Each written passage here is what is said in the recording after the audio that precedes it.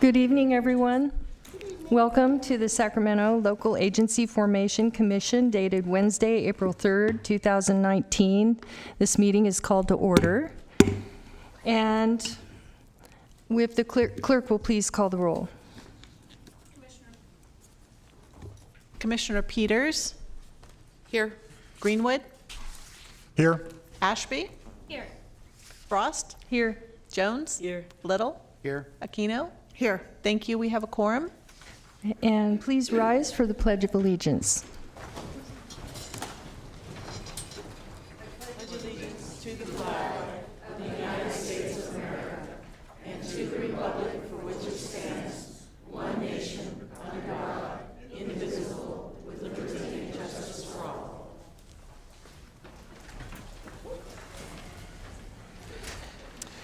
This meeting of the Local Agency Formation Commission is cablecast live on Metro Cable 14, the local government affairs channel on Comcast, Consolidated Communications, and AT&T Uverse. The meeting is also webcast at www.sacramentometrocable.tv. Today's meeting will be repeated Saturday, April 6th at 2 p.m. and Sunday, April 7th at 1 p.m. on Channel 14. This meeting is also closed captioned. We ask that you please turn off your cell phones or noise-making devices. Speaker slips are located on the table at the back of the room and on the front podium. Please fill them out and hand them to the clerk, Diane Thorpe, and I thank you very much. And the next item is public comment from the floor. If there are any who wish to speak or address any items to the commission that are not on the agenda, this would be a time for that. And seeing nobody with raised hands or waving papers, we will move on to the next item. If the clerk would please read it, please. Items 1 through 4, the consent calendar. Okay, do we have, Madam Chair, I move to approve. Consent. Okay. Or I'll second Commissioner. okay, motion by Commissioner Greenwood and second by Commissioner Jones. All in favor? Aye. Opposed? Motion carries. Next item, please. Next item is item number 5, proposed fiscal year 2019-2020 budget. Well, good evening, Chair and members of the Commission. This evening we have the proposed budget for your consideration. It's a status quo budget. It's the same as the amount was last year. So there's no increase in any assessments to any of our contributing agencies. What we're asking for this evening is that you accept this proposal and direct me to route it to our to the cities, counties, special districts as our contributing agencies. They'll have 30 days to review and provide any comments they have, and then we'll bring it back. We suggest we come back on June 5th. That way we have a statutory deadline of June 15th to adopt the budget this fiscal year. So with that, I'd be happy to answer any questions. Yes, Commissioner Aquino. Second to last paragraph on page 3, it references fiscal year 2016-17. Is that correct, or? Okay. Page 3? Yes, one paragraph up from the bottom, or two. Estimated fund balance. Oh, I apologize. That needs to be updated. That should be updated for this fiscal year. Okay. Did you? Okay. Any other questions, comments? Motion to approve. With that change, I move to approve the budget. Second. Motion by Commissioner Peters, second by Commissioner Jones. All in favor?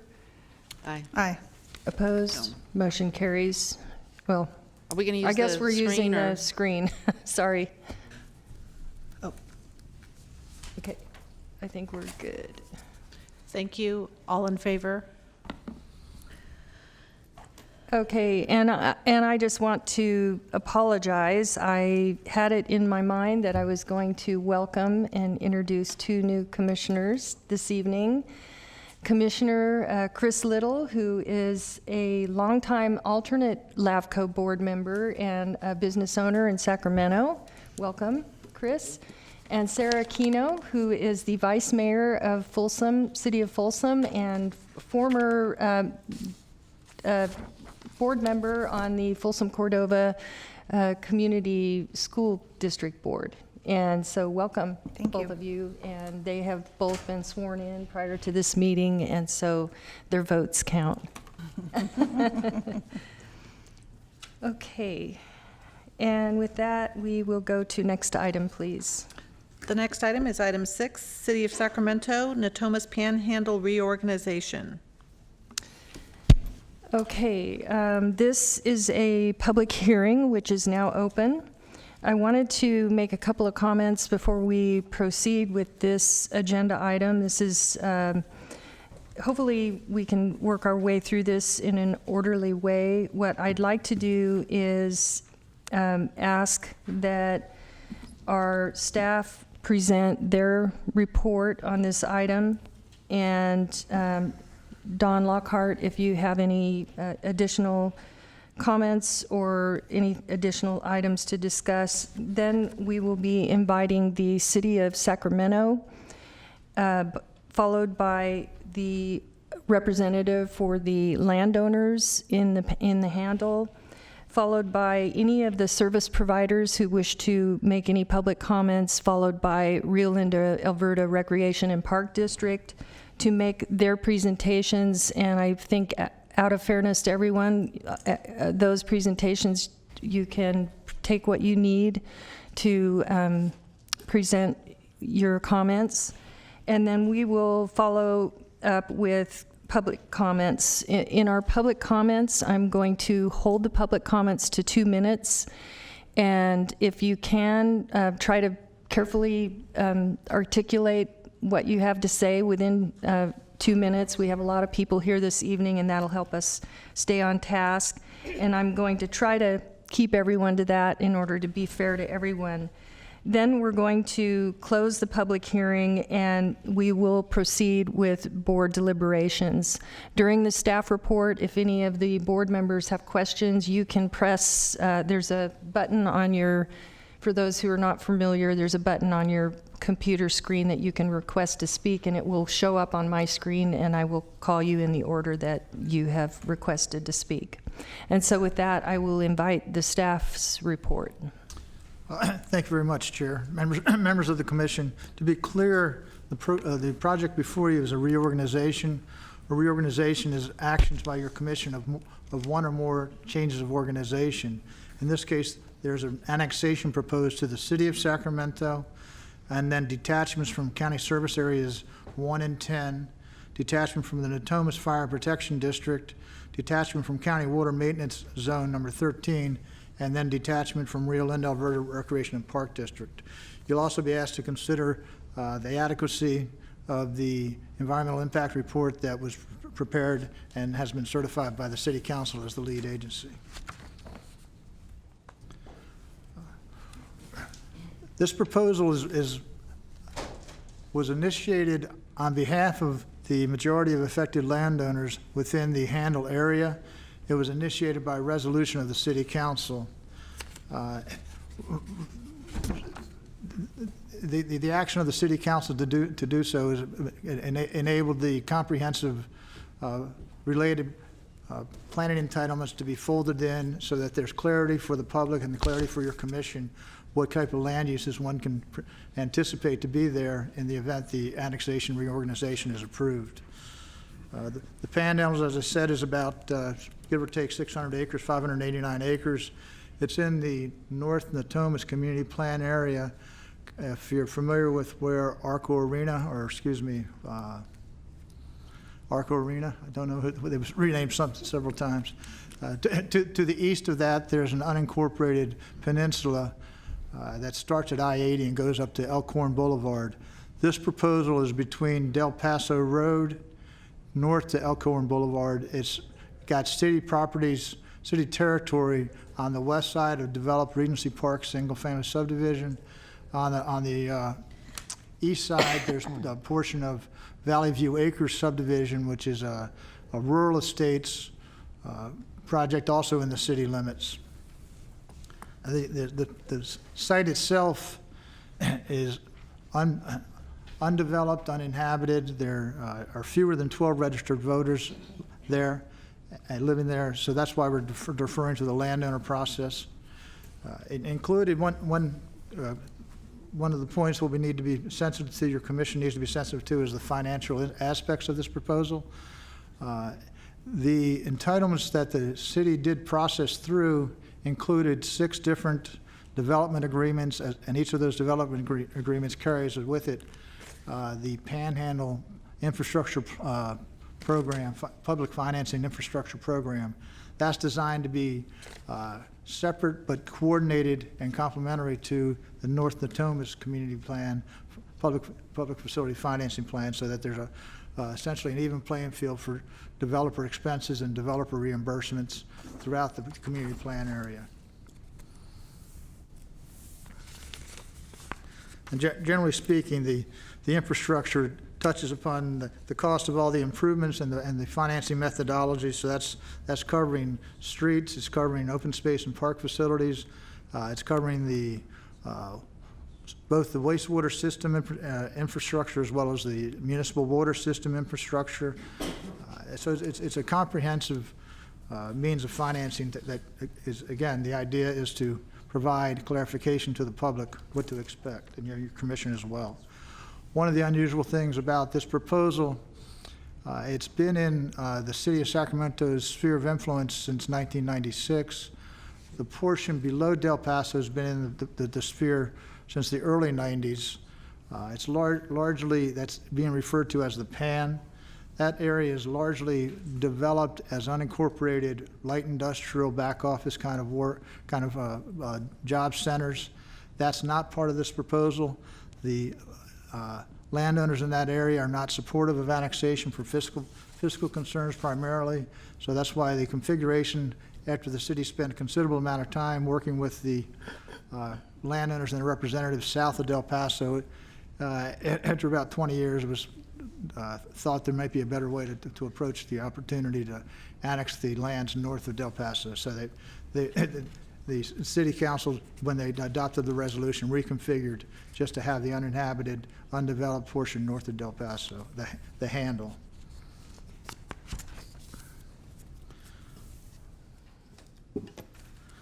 One thing, it's discussed pretty clearly in the report, but I want to make, for the benefit of the audience as well as the commission, this proposal does include various detachments. One of the affected agencies is the Rio Linda Alberta Recreation and Park District.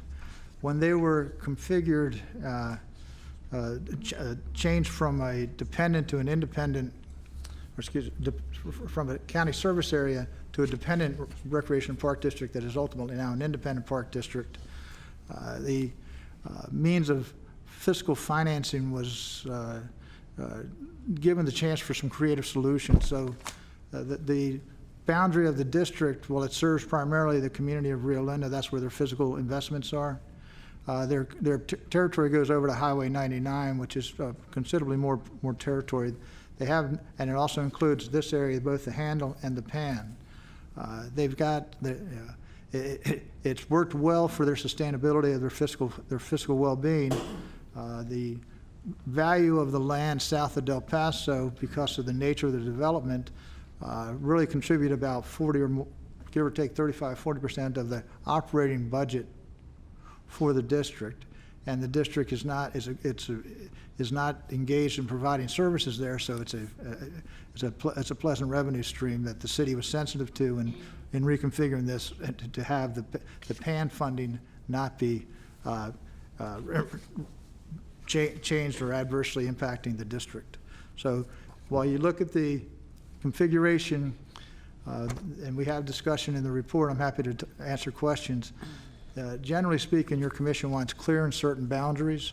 We do have clear and certain boundaries. We are using the established boundaries of the existing city limits and with the center lines of both Elkhorn and Del Paso Road. There are exceptions both through our local policies and the state law that permit the creation of an island. It's if you make the findings that they're not doing harm or causing detriment or trying to avoid areas that might be less fiscally sound. None of those things are applicable here. So while it's discouraged, it's not prohibited to create an island under LAFCo law. One of the thoughts about this configuration of the boundary, including the detachment of the Rio Linda Parks, Alberta Parks, is that this would be a means of building neighborhood cohesion for the future residents of this area. As I say, right now it's vacant lands, but it's expected that there'll be about 4,000 or so folks living here over the course of build out of this 600 acres. So it'll allow them to be more closely well knit into the community of North Natomas. There's typically in the county general plan divides the unincorporated area into community plan areas, and they use the Steelhead Creek Natomas East Main Drain Canal, which is on the east side of this project, as a dividing line between the community of Natomas and the community of Rio Linda. There's not a lot of interface between the communities. The folks in this area that are living there within the city tend to do their shopping and their schooling and that sort of thing within the city limits. Folks on the other side of the canal tend to have their social centers more to the east in the community of Rio Linda, the unincorporated community. So the district did take an action in 2007 to adopt a draft, I think, community plan or plan unit development proposal that was being processed by the city of Sacramento as an appendix to their master plan. It showed some park configuration. It was never adopted. The folks that were pushing that effort essentially were unable to complete that effort. So the plan has no standing from the city's perspective. It does certainly contribute to the master plan for the Rio Linda, Alberta master plan.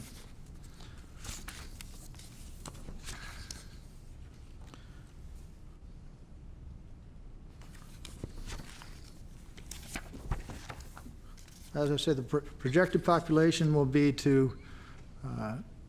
expect to be about 4,000 people here. They will be subject to the various criteria for affordable housing, infill development, a range of housing types for all income types, both move up and entry level, multifamily and single family, in the event the annexation is approved by your commission. The plan for services, which was, we essentially, as your staff, collaborated with the various service providers, the City of Sacramento, for sanitary sewer, the Regional Sanitation District, and others, making sure that the plan menu is viable, the means of finance is realistic, and we recommend approval of we support the plan for services as presented to you. Within the existing plan unit development that has been approved by the City Council, they do have a fairly robust park system proposed to be run by the City of Sacramento, a 10-acre park and a 5-acre park, as well as tying those into existing, or proposed, I should say, open space trail systems, and both Niños Parkway and Sotnip Trail. So these things will be developed over the build out of the area. One of the techniques that, as a full service city, there are differences between how older cities such as Folsom and City of Sacramento that are more integrated through their service models for public safety, for parks, for public works and planning. In the newer cities such as Elk Grove with Consumers Community Services District, or Citrus Heights with Sunrise Park District, there it's more, there's a direct relationship between those contract cities, their approval process, and the criteria established by the various service providers, be they water, fire, parks, but it's a more varied menu. So one of the things that your commission is encouraged by local policy as well as state law is to seek to combine services where possible and achieve savings and efficiencies in that regard.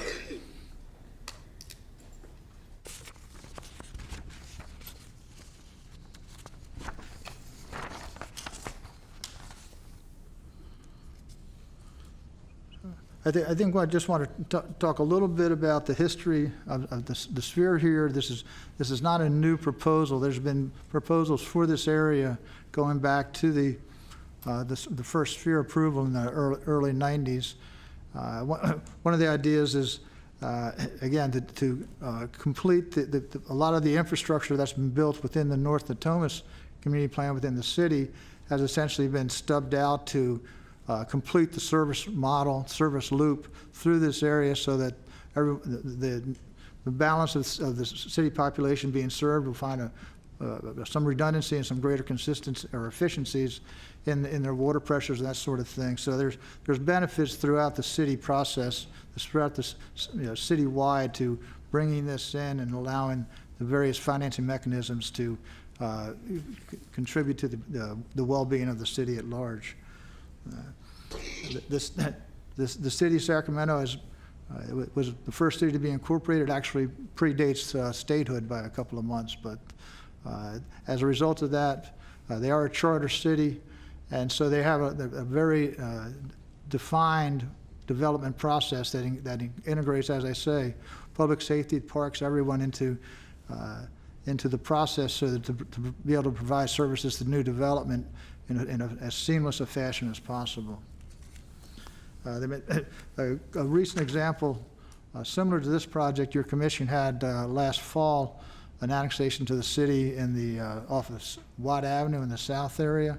Aspen 1, you may recall, about 30 acres, much different scale, but it was also that it was in the Cordova Recreation and Park District as well as the Sac Metro Fire District service boundaries.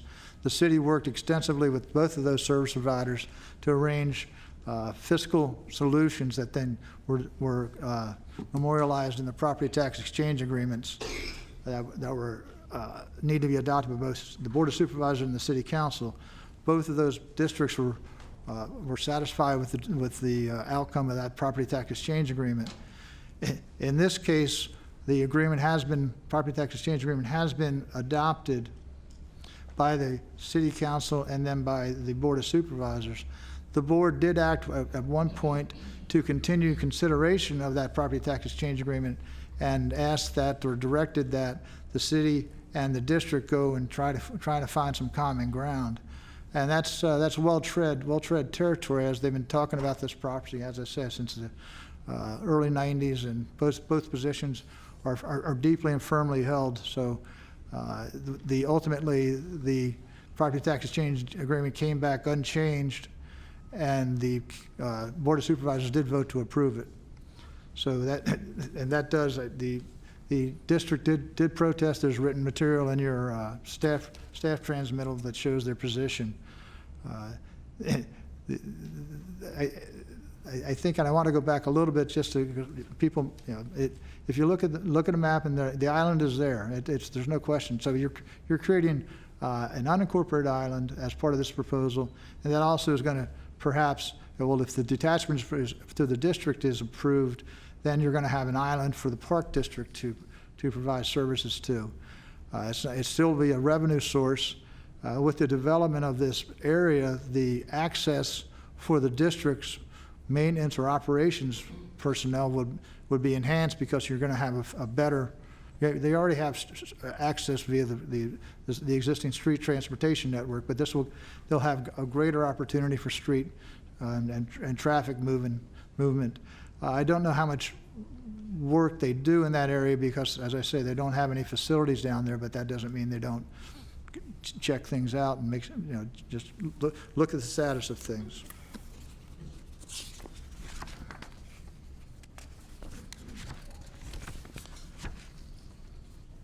So in the event the reorganization goes forward, the city of Sacramento would step into the role of all services as discussed, public safety, recreation and parks.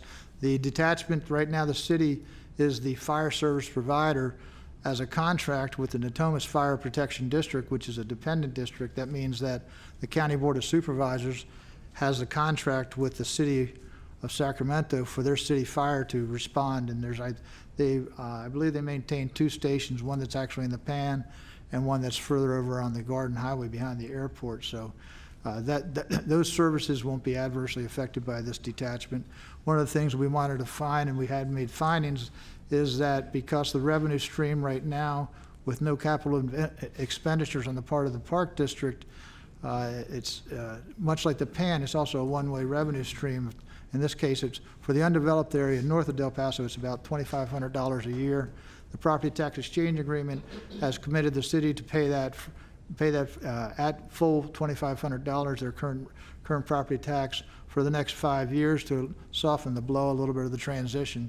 As I say, there's no facilities being sacrificed or have to be appraised for transfer.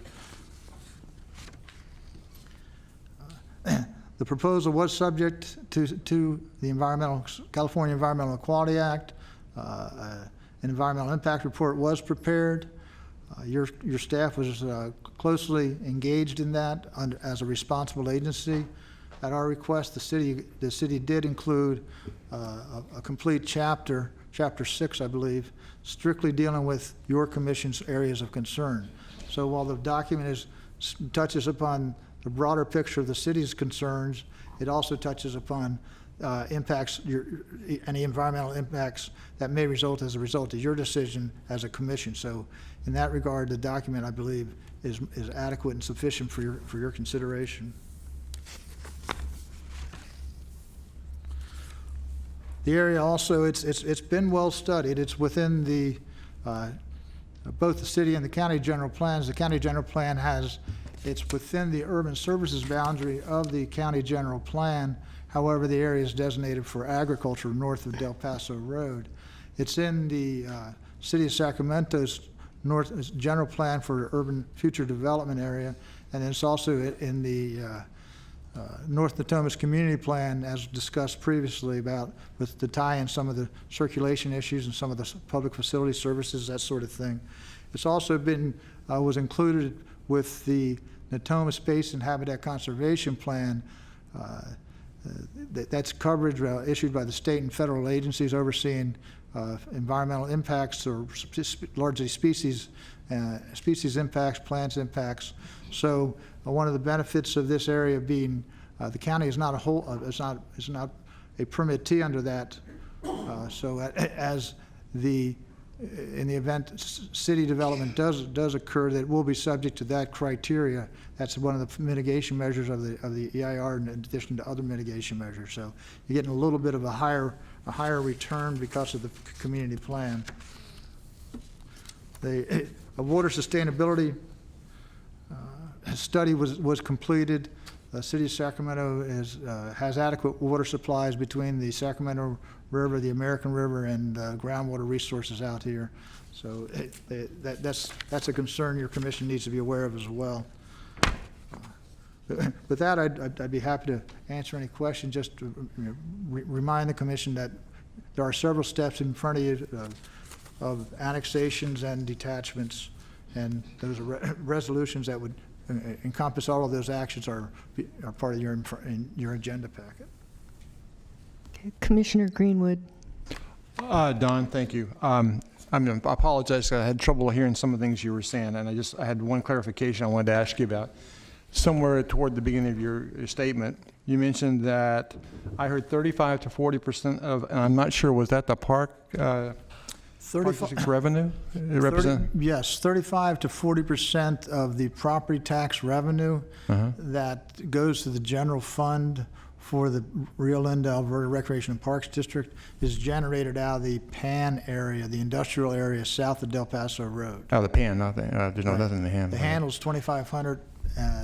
It's agricultural land intermittently grazed by sheep and others. Okay.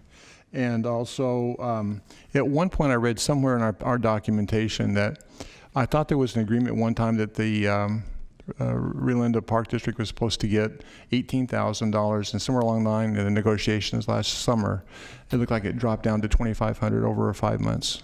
There was a previous property tax exchange agreement negotiated before the recession, and there was some considerably different property value at that time.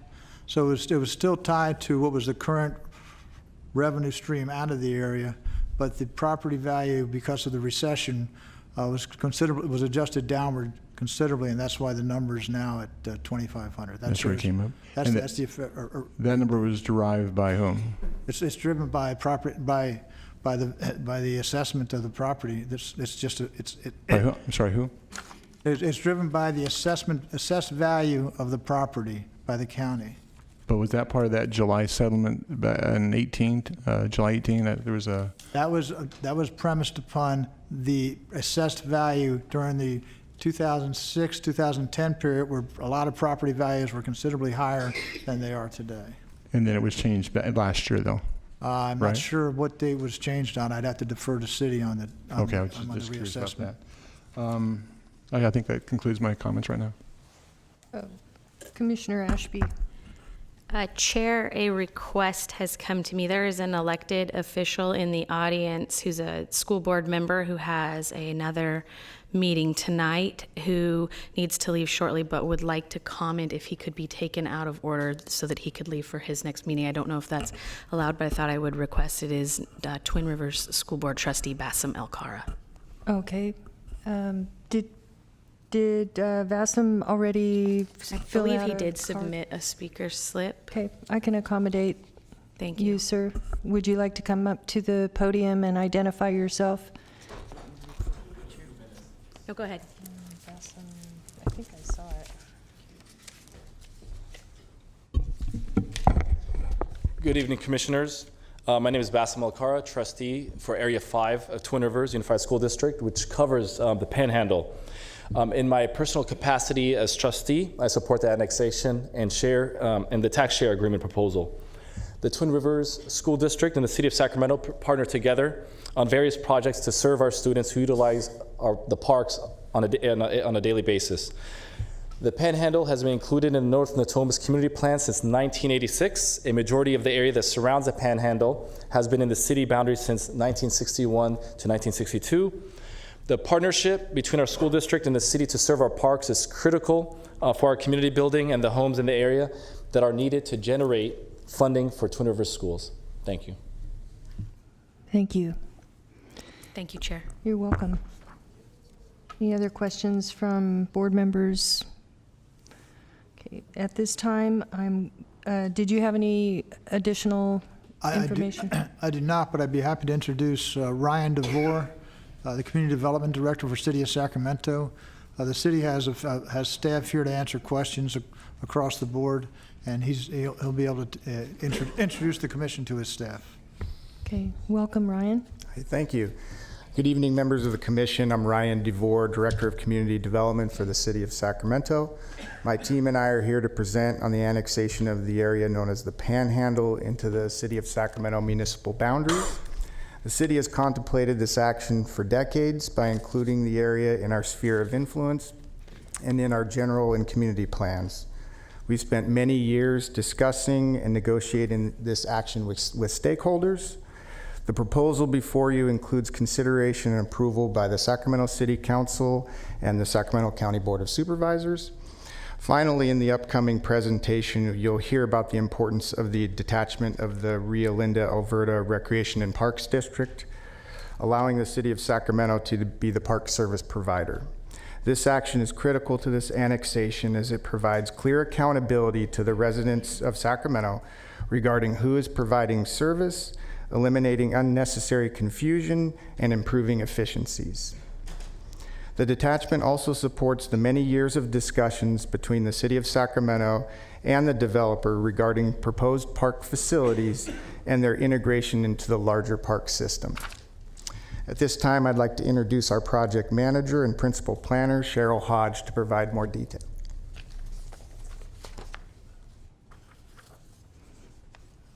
Good evening, Cheryl. Good evening, thank you.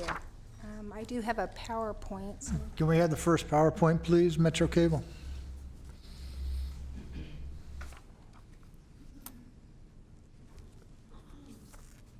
Okay, good evening, LAFCo commissioners.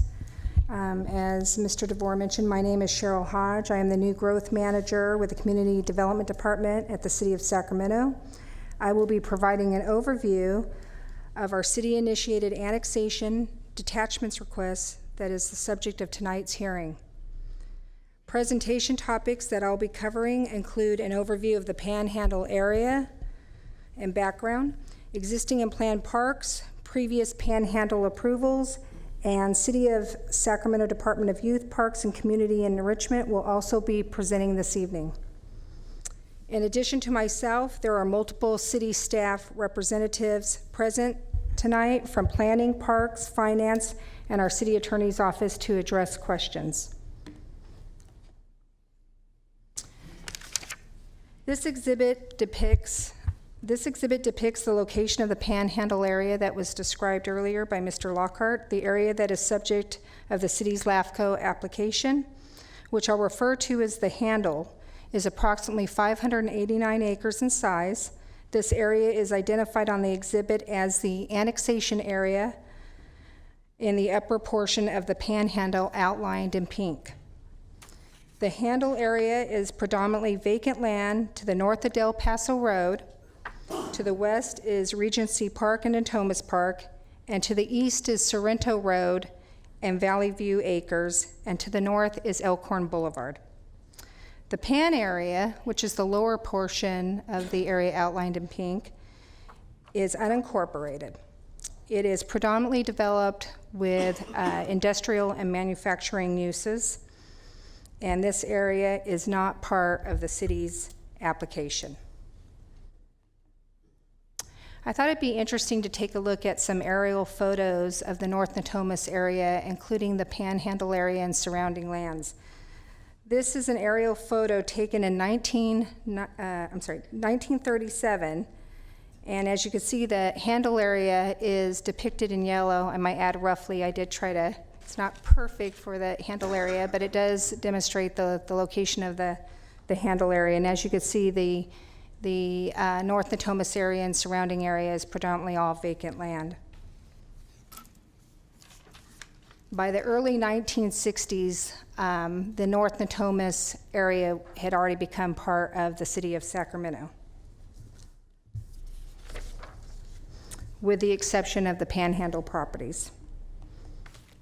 This is a 1985 aerial with the Handle area outlined in yellow.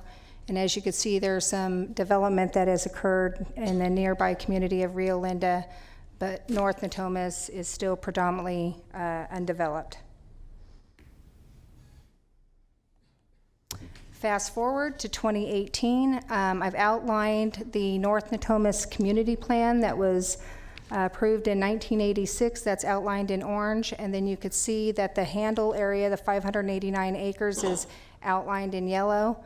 You could see also by this exhibit, this aerial, that there's been quite a bit of growth, with the exception of the Handle area, which remains predominantly vacant land and underutilized and undeveloped. The North Natomas Community Plan was approved in 1986. The Panhandle area is included in those boundaries. That exhibit is shown to the left. And to the right, I have a correction. It says 1997 for the Sphere of Influence Amendment that was approved by LAFCo, but it was actually on October 2nd, 1996. So the exhibit on the left in the upper portion of the exhibit does show the Panhandle area.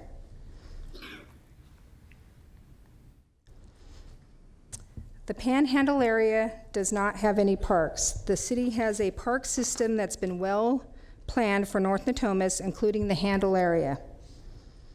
The subject of Parks and Rec will be covered in more detail in our presentation later on. This slide shows the Rio Linda, Alberta Rec and Park District boundaries. It shows the existing parks for Rio Linda within those boundaries, and then the Panhandle area is circled in yellow. This is the development plan for the Panhandle, specifically the Handle area, that was approved by City Council on July 3rd, 2018. The development plan will provide for 56 net acres of park and open space uses. This includes 2 parks, a 10-acre park and a 5-acre park, multiple trails, and multiple bikeways throughout the development plan.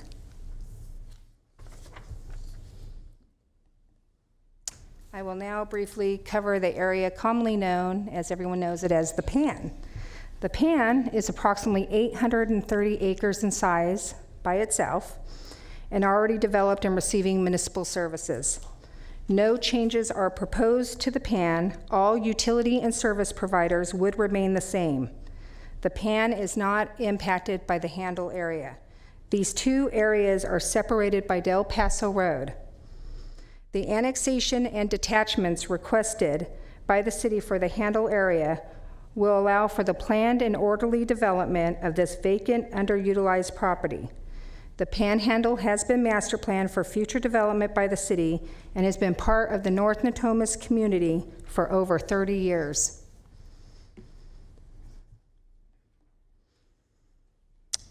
When LAFCo unanimously approved the amendment to the city's sphere of influence 23 years ago to add the Handle area, the LAFCo approval identified the probable permanent boundaries and full services to be provided by the city. The Municipal Services Review and Plan for Services both evaluate the city's ability to provide services to the Panhandle. Because the 589-acre Handle property is not populated with neighborhoods, there isn't any familiarity nor reliance on Rio Linda Park District for park recreational services. However, without approval of the city's requested detachment from the Park District, it is very likely that future city residents of the Handle would be confused if their homes were located in the city, but yet did not receive all services from the city that the rest of North Natomas receives. Would it be justified and right to separate out these future residents of the Handle from North Natomas community and keep them from receiving all city services?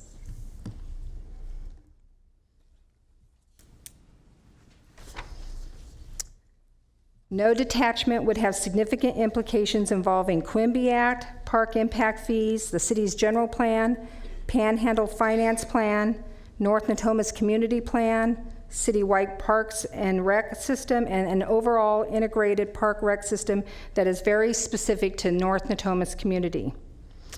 This exhibit here shows a chronology summary of key dates that have occurred over the past 35 years. I'm not going to go through each date, but needless to say, there has been a long history associated with the Panhandle, and the city has diligently planned for this area for multiple decades. This is a good example of the history associated with the Panhandle. This is actually from the Natomas General Development Plan dated December 6, 1962, a city document that shows the Handle area highlighted in yellow and planned for future development. This was 57 years ago. This concludes my portion of the presentation. I will now turn it over to Raymond Costantino with our Department of Youth, Parks, and Community Enrichment to present information related to parks and recreation. Thank you. Thank you. And Mr. Costino, was it Raven? It's Raymond Costantino. Raymond.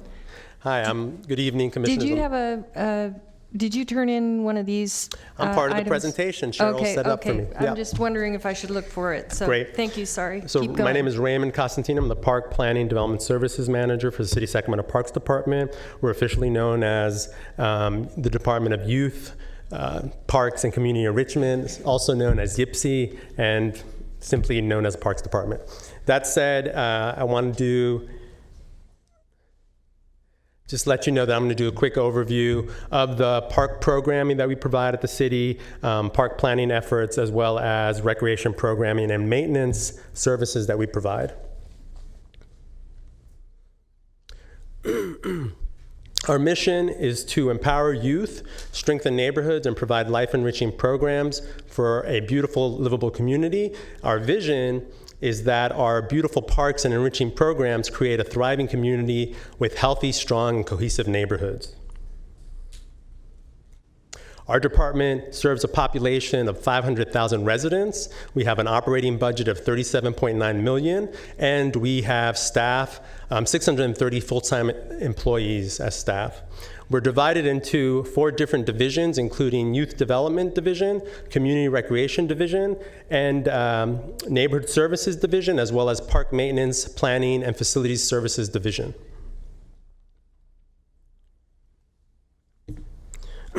Within our Youth Development Division, over the course of 1 year, we serve approximately 18,000 young people through various programs, including landscape and learning, workforce innovation, primetime teen, Young Leaders of Tomorrow, Junior Recreation Aid, Summer at City Hall, Sacramento Youth Commission Annual Youth Job and Resource Fair, 4th R, START, ACES, Youth and Teen Sports, Hotspots, and Junior Lifeguard Camp. In our Community and Recreation Division, we run aquatic programs, Camp Sacramento, older adult programs, Access Leisure, adult sports, and community centers. We also provide many opportunities for civic engagement through our Neighborhood Services Division, including Park and Recreation Commission, Youth Commission, City Management Academy, Summer at City Hall, Youth Job Fair, and Veterans Day Parade. Through our Division of Park Maintenance, Park Planning, and Ranger Services, our city manages 228 parks and over 3,400 acres of parkland. Our park facilities include 94 miles of bike trails, 17 aquatic centers, 17 community centers, 17, not 15, community gardens, 100 plus sports fields, 200 plus playgrounds, 13 skate parks, 4 golf courses, 11 dog parks, 14 spray parks, 146 sport courts, and 73 picnic areas. We also provide specialized facilities including the Hart Senior Center, the Historic City Cemetery, and Camp Sacramento, an American Camp Association accredited campgrounds in the Sierra Mountains.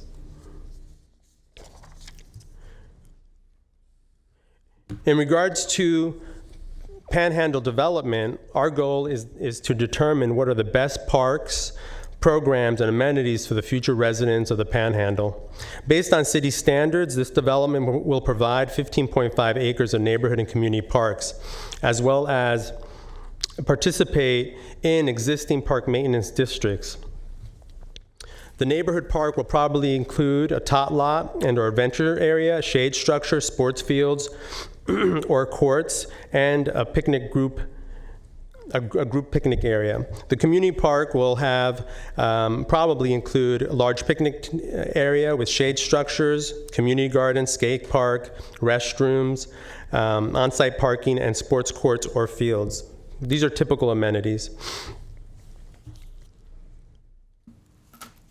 North Natomas residents enjoy a luxury of high-quality parks because residents pay into a financing mechanism that funds park maintenance solely in North Natomas. During the recession, there was never a reduction in level of service in North Natomas because of these stable funding sources, which include citywide park maintenance district, landscape and lighting district, and community facilities district. In addition, the city has no agreements with any other park district, nor do we transfer park fees to other park districts to provide parks, park programming, or park services. Per the city's Park Impact Fee Nexus study, we estimate that the park improvements at the Panhandle will cost $361,000 per acre and an estimated capital cost of $5.6 million to develop 15.5 acres. These funds are earmarked to be spent on Panhandle Park development, which is reported annually through our citywide financial yearly audit and our Park Impact Fee annual report. Because North Natomas was designed as a master plan community, it has more parks than any other community plan area in the city. It currently enjoys a level of service of 13.9 acres per 1,000 residents, far beyond the city's current standard of 5 acres per 1,000 residents. North Natomas community enjoys 357 acres of parkland split between 35 neighborhood parks, 9 community parks, in addition to the North Natomas Regional Park, which has 215 acres. As part of the North Natomas community, Panhandle residents will be able to enjoy all of these parks. Also, the Panhandle development is completely integrated into the larger North Natomas community plan, including the city's park fee structure and finance plans. This development is contributing towards the North Natomas Regional Park Land Acquisition Fund and the North Natomas Aquatic Facilities and Community Center that will break ground later this year. This state-of-the-art facility will be available for all North Natomas residents and will include an Olympic-sized 50-meter pool, 25-yard warm-up pool, a zero-entry activity pool, and 2 water slides. And it's only going to be 1.9 miles from the Panhandle development. And based on the direction of the North Natomas community plan, the Panhandle is extending the existing Niños Parkway through the Panhandle to provide a Class 1 bike trail for its residents. In regards to programming, currently North Natomas community enjoys the following recreation programs, including Kids Are It, Showbiz Productions, Dragon Fire Martial Arts, Healthy Tai Chi and Chi Kung exercise, mixed level yoga, 50 plus exercise, energize, and enjoy classes, youth and adult tennis lessons, 4th R child care at 7 elementary schools in North Natomas, Summer Oasis Camp at Regency Park, aquatic programming at South Natomas pools that serve North Natomas participants, including Natomas High School Pool and Doyle Pool. I hope this overview demonstrates what park planning, recreation programs, and maintenance services the City of Sacramento has to offer Panhandle residents. The Panhandle has always been planned to be part of the North Natomas community, and as such, Panhandle residents will expect to be part of the city's park system like all their surrounding neighbors. Before I answer any questions, I'd like to invite Tom Pace, our planning director, to speak. Thank you, Raymond. Good evening, Commissioners. I'm Tom Pace, Planning Director for the City of Sacramento. You'll be relieved to hear that I have a few very brief remarks. I speak in support of the annexation and detachment from the Park District.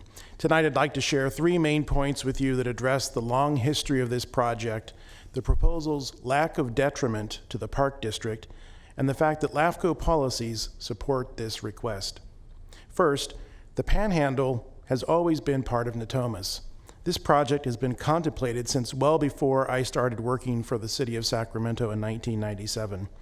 The area has always been identified as a part of Natomas, not Rio Linda or Alberta.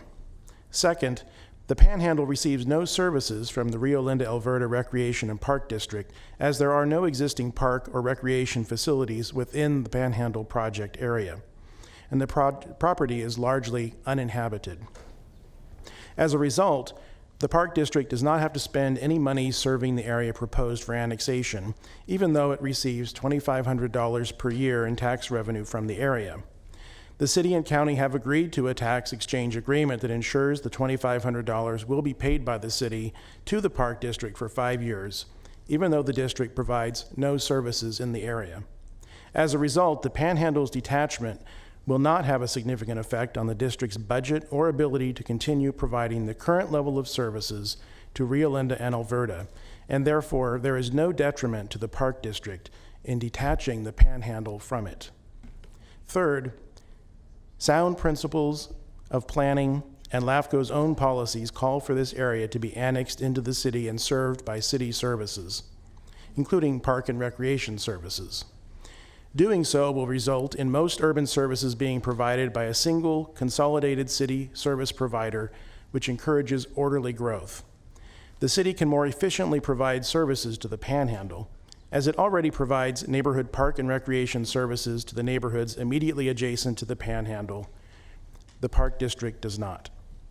Because the Park District does not provide any services to the Panhandle, there is no way that detachment could significantly reduce the efficiency of service delivery to the remaining inhabitants of the Park District.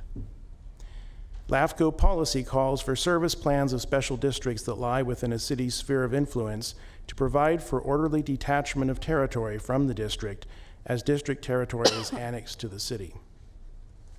For all of these three reasons, the city's application should be approved. Thank you. I and my fellow staff members from the city are available to help answer any questions you may have. Thank you, Mr. Pace. I don't have any questions at this time. Does that conclude the city's presentation? Oh, Commissioner Aquino, please. Just a simple question. I assume that, where did he go? Raymond? There he is. I assume that someone who lives in the city of Sacramento's park district boundaries could enroll in some sort of park program through Rio Linda and vice versa, correct? You don't have to be a resident of your district in order to partake in the programs? Well, the idea is that if you're a part of a different district, then will you be able to participate in programs that the Parks Department offers where we check your address, like Summer at City Hall, for example, where young people participate in classes at the City Hall? That's, that's the idea, that if the district is providing the park and rec services, then those youth won't be able to participate in this citywide program. And we have many types of those programs at the city. So, for example, if you wanted to play soccer in a park district that wasn't your own, do you allow that or no? Maybe I can help. The city, the parks, the soccer districts have their own boundaries. Okay. And so that would be a different question. But I think the short version of this answer is that there are many programs that the city of Sacramento provides that are open to anyone. For example, we run a farmer's market in North Natomas, which you'll hear a little bit about later, and anyone can come there. And lots of folks from Rio Linda do, and I'm glad that they do. But there are also some programs that the city of Sacramento runs, like Summer at City Hall, where you have to live somewhere in the city. You have to come from a council district to be approved to come to the program, or 4th R, which is run at a school site. So you'd have to be in the city district, in those limits, and in attendance at that school to participate in that program. So it's not quite as simple as a yes or no answer, to the extent that there are playgrounds or open camps where it doesn't matter where you live, anyone could come. And I can tell you, last year I did an Easter egg hunt that I thought would be only for my district, and 10,000 people came. So I assure you there were many people not from Natomas who came and benefited from that program. But there are also things that are only allowed to be provided to City of Sacramento residents where an address is checked or verified. Thank you. So if there was an annexation of the land, but not the park district, if they had an address in the city, they would still qualify for all the programs in the city? It would depend, and there might be some where they would not. And so, for example, in North Natomas, and this is where North Natomas is a little bit unique, because North Natomas is a master planned community, which is the orange line that you saw on Cheryl's map earlier. Everyone that lives in North Natomas pays an extra CFD, a Community Facilities District fee, and it's a lot. And that funding goes into the City of Sacramento's park maintenance funds, which is why it's true that the City of Sacramento had a lot of parks fall into disrepair during the downturn, but not in North Natomas, because North Natomas leaned heavily on that Community Facilities District funds to fill that gap and hired additional people and things like that. That funding could not be allocated to people who don't pay into it. It's just against the rules, as you all know. And so programs that would be funded with resources like that, of which there are several, no, they wouldn't be able to participate. Okay, Commissioner Jones. Thank you, Madam Chair. Just a quick question to help understand on the ground here. When you run programs on a fee basis, is that also only limited to City of Sacramento residents, or is that open? You want me to answer that, or you want Shannon? Shannon Brown is the head of our Parks Department, and she can answer that. But the answer is the same. It depends. Many of our fee-based programs are, like, for example, 4th R. It's an after-school program. It does cost money. It's not free. And but in order to be in 4th R, you would have to live in a certain area. And actually, it's a very specific geographic area.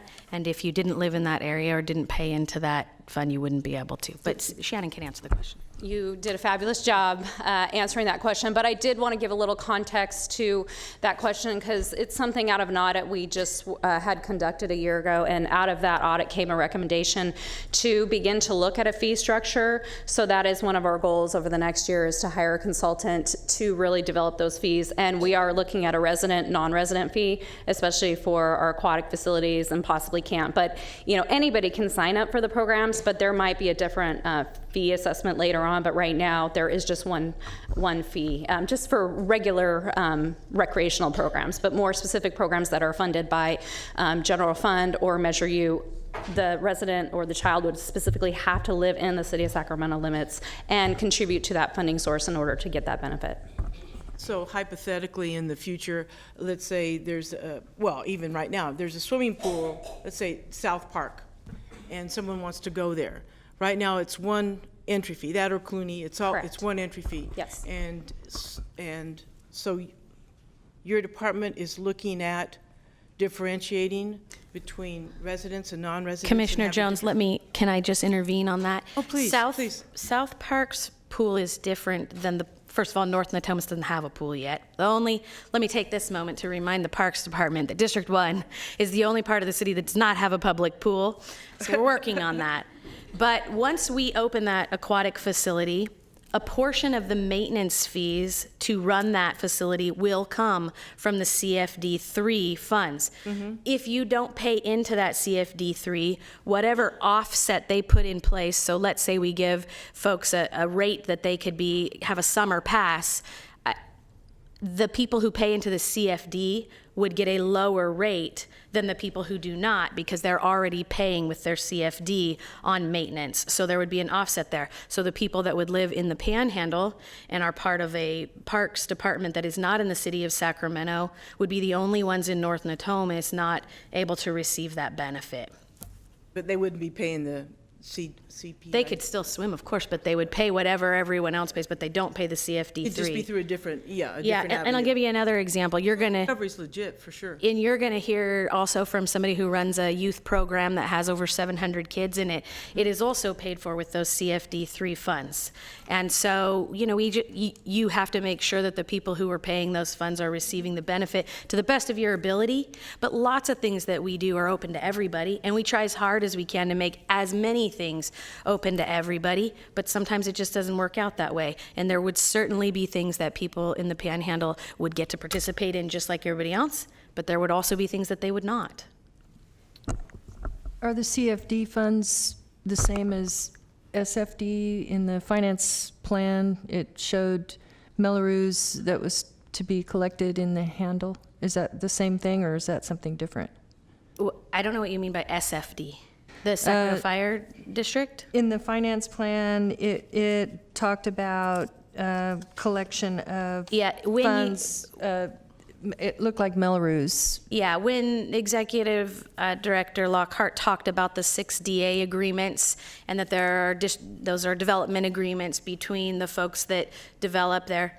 It's not an easy task to build in North Natomas. Because it's a master plan community, there is a very complicated fee structure that people have to pay into, developers pay into it, and then ultimately homeowners pay into it. And so in order for a developer to build in North Natomas, they have to pay into that fee structure. And it's very complicated, and actually Mark Griffin is an expert on it, so could answer any questions that you have. But ultimately what it does is share the cost of things like Niños Parkway or the community parks or things like that that people can benefit from. We wouldn't be able to do any of that So the 50-some acres that you see in this plan, if the city of Sacramento is not the parks purveyor, would not come to fruition in this plan.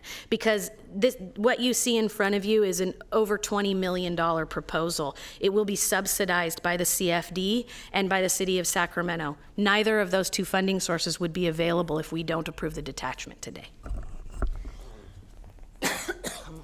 Okay, thank you. Any other questions before we move on? Okay, I believe the property owner's representative, Mr. Hodgson, wanted to speak. Hi, John.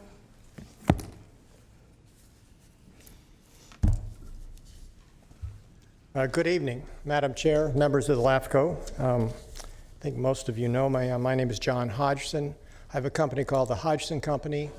I've been involved in the real estate development entitlement business for nearly 30 years in the greater Sacramento area.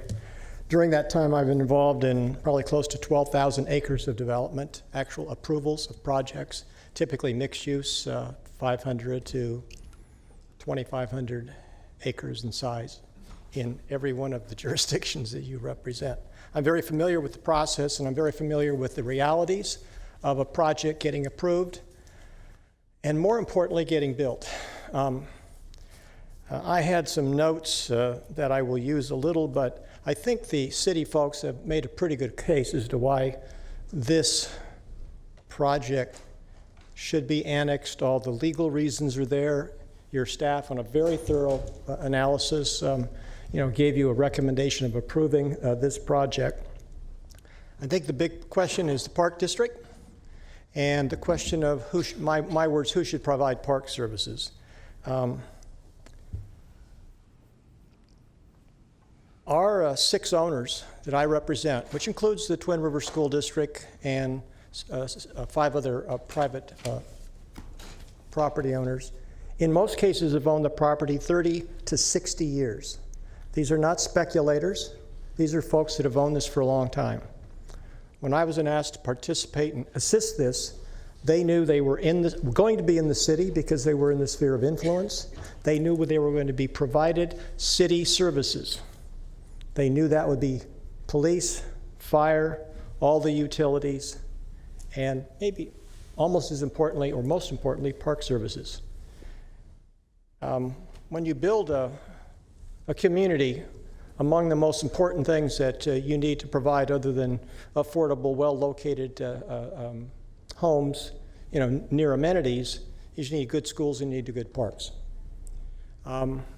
This area is an urban infill area, 600 acres of which we represent 400. The school's got about 100 that are a school, and there's one property to the north that's still not participating and probably won't for a long time. This is an urban area. It will be an urban infill area, very close to downtown, within 5 or 6 miles. And as a consequence, it needs an urban park district. The city of Sacramento provides those facilities. I can't stress enough how important it is that we have the city parks as our provider. I don't know if we can do this deal without them. I don't know that we could do this deal without them. Because it's very important when a home builder comes in, they say, location, check. Jurisdiction, check. Entitlements, check. Schools, check. Parks, well, wait a minute. We may not have a provider that can provide the parks. I personally and our consultants spent a lot of time and an enormous amount of money over the last 4 years working with the city of Sacramento. We negotiated, we disagreed occasionally, but we always came through and we built what we all think is a very nice project, unanimously approved by the Planning Commission, unanimously approved by the City Council. And that doesn't happen that often, particularly in large projects. So today, I would ask that you not only support the annexation, but as part of that annexation, you make sure that the city of Sacramento provides the parks in our area. If there were to be a change in that, that would cause a delay that could be fatal to this project. And I'm not saying that just to give you, impact. I'm saying that truly. I'm concerned. We have, among other things, 6 development agreements. An agreement between us and the city, recorded on, in title, that says we have to do A, B, C, D, and E. And there's a financing district, a very sophisticated financing district, financing plan that's created a financing district. And that district, that plan lays out the details of how we pay for these things. And it's complicated. It's as complicated as I've been involved. But it really rolls into the North Natomas Plan. And that's what this is all about. We are part of North Natomas Community Plan. We're part of all the services that the North Natomas community wants and part of the city. With that, I would ask that you approve the annexation and that you approve having the city of Sacramento be the provider of parks in the Panhandle. I'd be happy to answer any questions. Thank you. Thank you, John. Do we have any representatives from the Sacramento County service areas, water maintenance, or fire district that would like to speak? Seeing none, I am now inviting up Rio Linda Alberta Recreation and Parks to make their comments.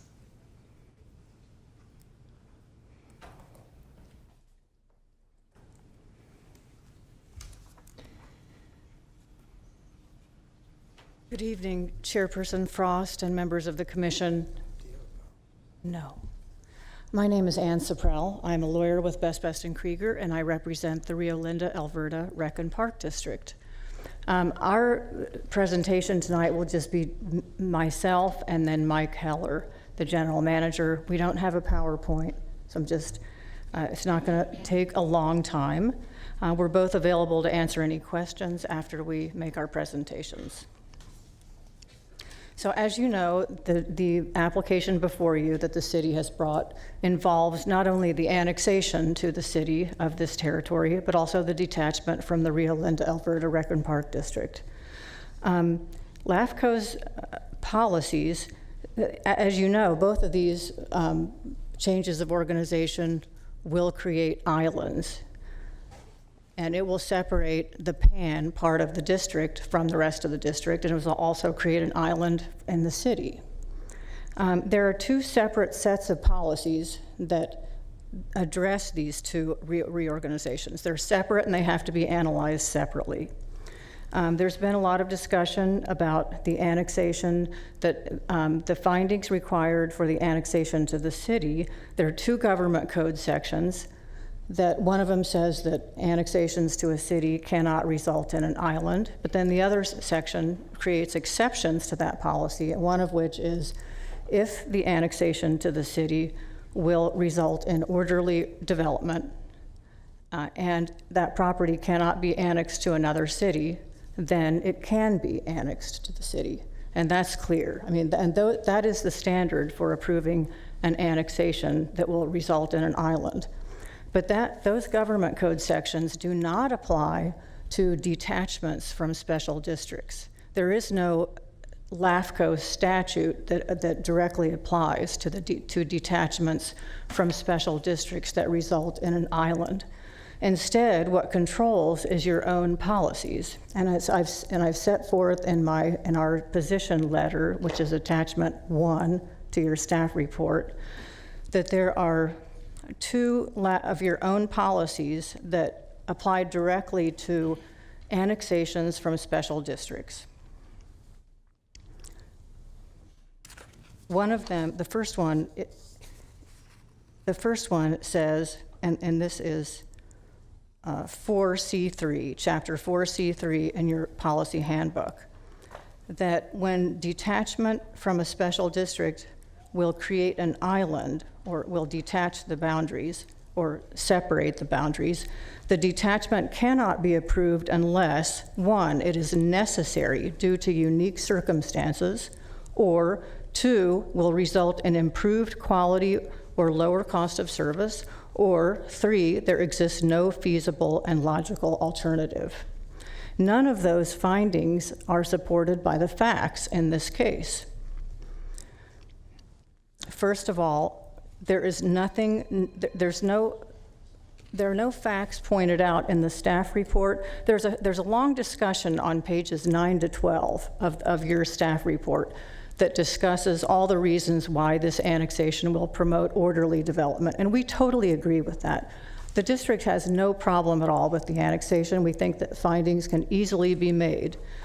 But there are no facts that state why there's some kind of a unique circumstance that would make detaching the territory from the park district necessary. The staff report says that the city considers itself full service and that it's ready and able to provide the park services. But that's not a unique circumstance, and it doesn't mean that detachment is necessary. Second, detachment would not result in improved quality or lower cost of service. The district has an excellent and proven track record of providing consistent and high-quality park services and maintenance, and especially recreational programs. It has never cut back services as the city has during the economic downturn. It's undisputed. No one has come forward saying that the district does not provide excellent park and rec services.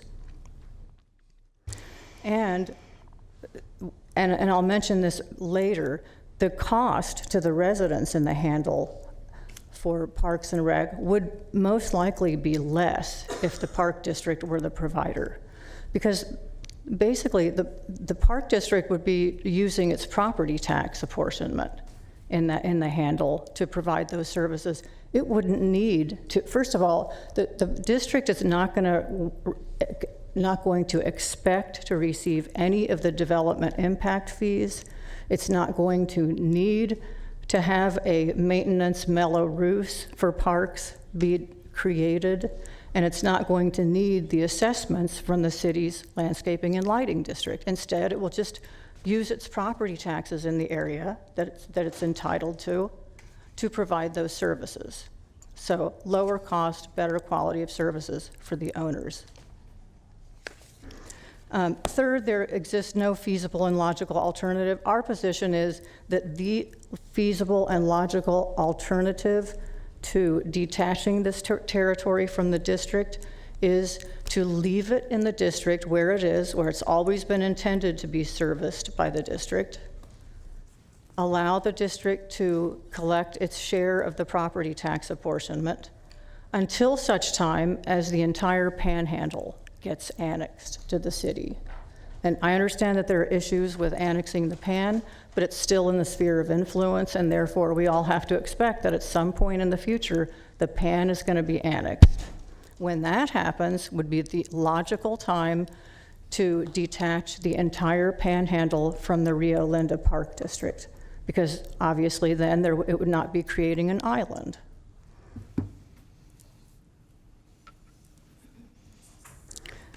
There is the second LAFCo policy doesn't relate to islands, but it does say, this is 5C1 of your policy manual, that LAFCo shall not approve a detachment from a high-quality service provider unless 3 findings are made, and 2 of those 3 cannot be made in this case.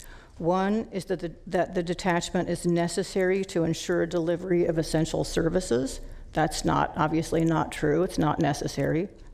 And second is that the successor provider, which would be the city in this case, supplies equal or higher quality services. Again, I just don't think that finding is supported by the facts. The district provides at least equal and probably better quality services than the city does.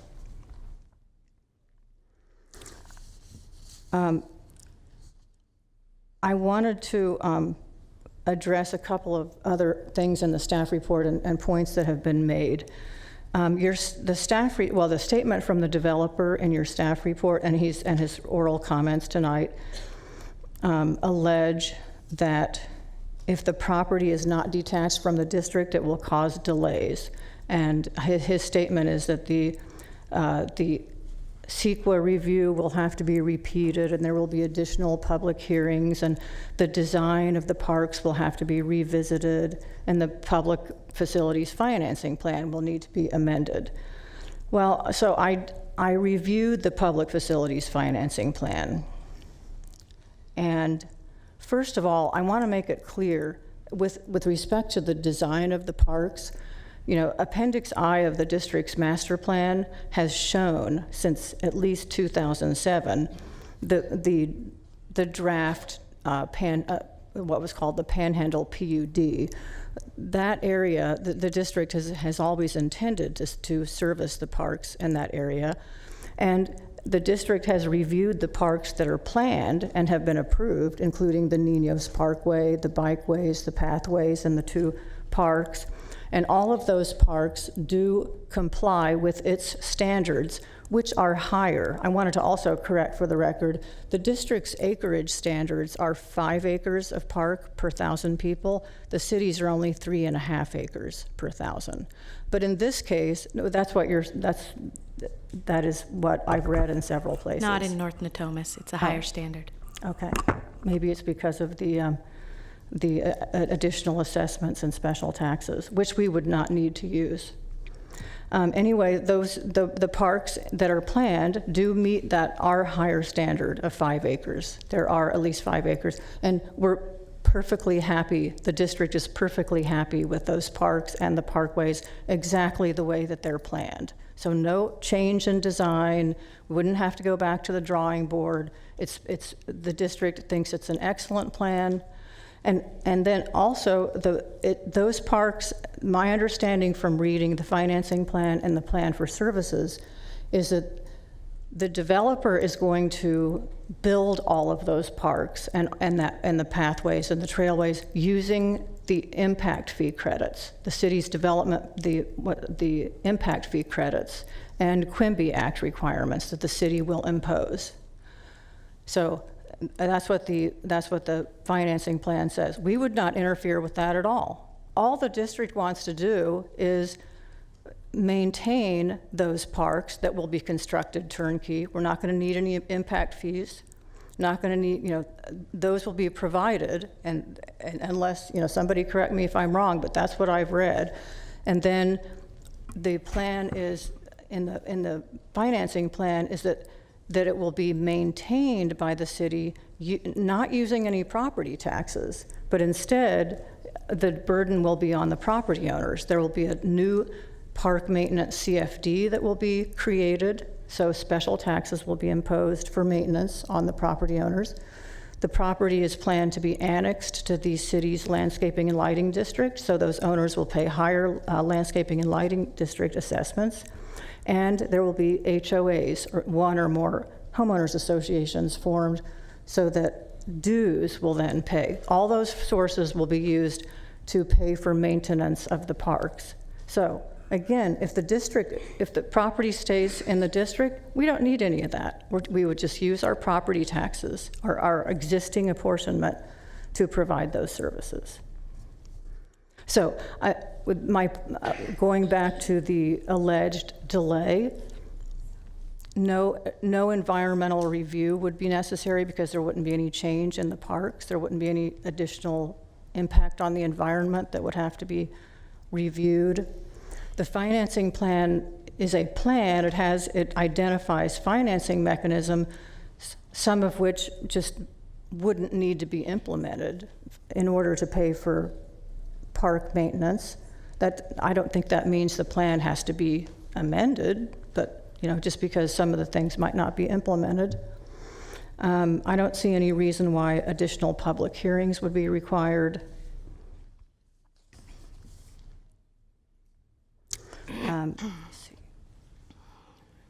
So a couple of the other things that came out with respect the comments about accountability, that the people living in the Handle will want to be assured that they're living in the city, but they're getting their park services provided by the district. And wouldn't that somehow cause confusion or lack of continuity? I don't think that it would. First, I do not think it would cause confusion. Mike Heller has said that what happens when there are new communities to make people familiar with the district services is that an activity guide would be mailed out to every address in the area. The activity guide would be available at local businesses as well as at their community center. That any new park will have signage that will have their name and telephone number so that they would know who to call if there's an issue. For community outreach, they would use social media, flyers at the schools, the activity guide, direct mailing, as well as word-of-mouth outreach to encourage new residents to get involved with the Park District and their programs. Let me see if there's anything else.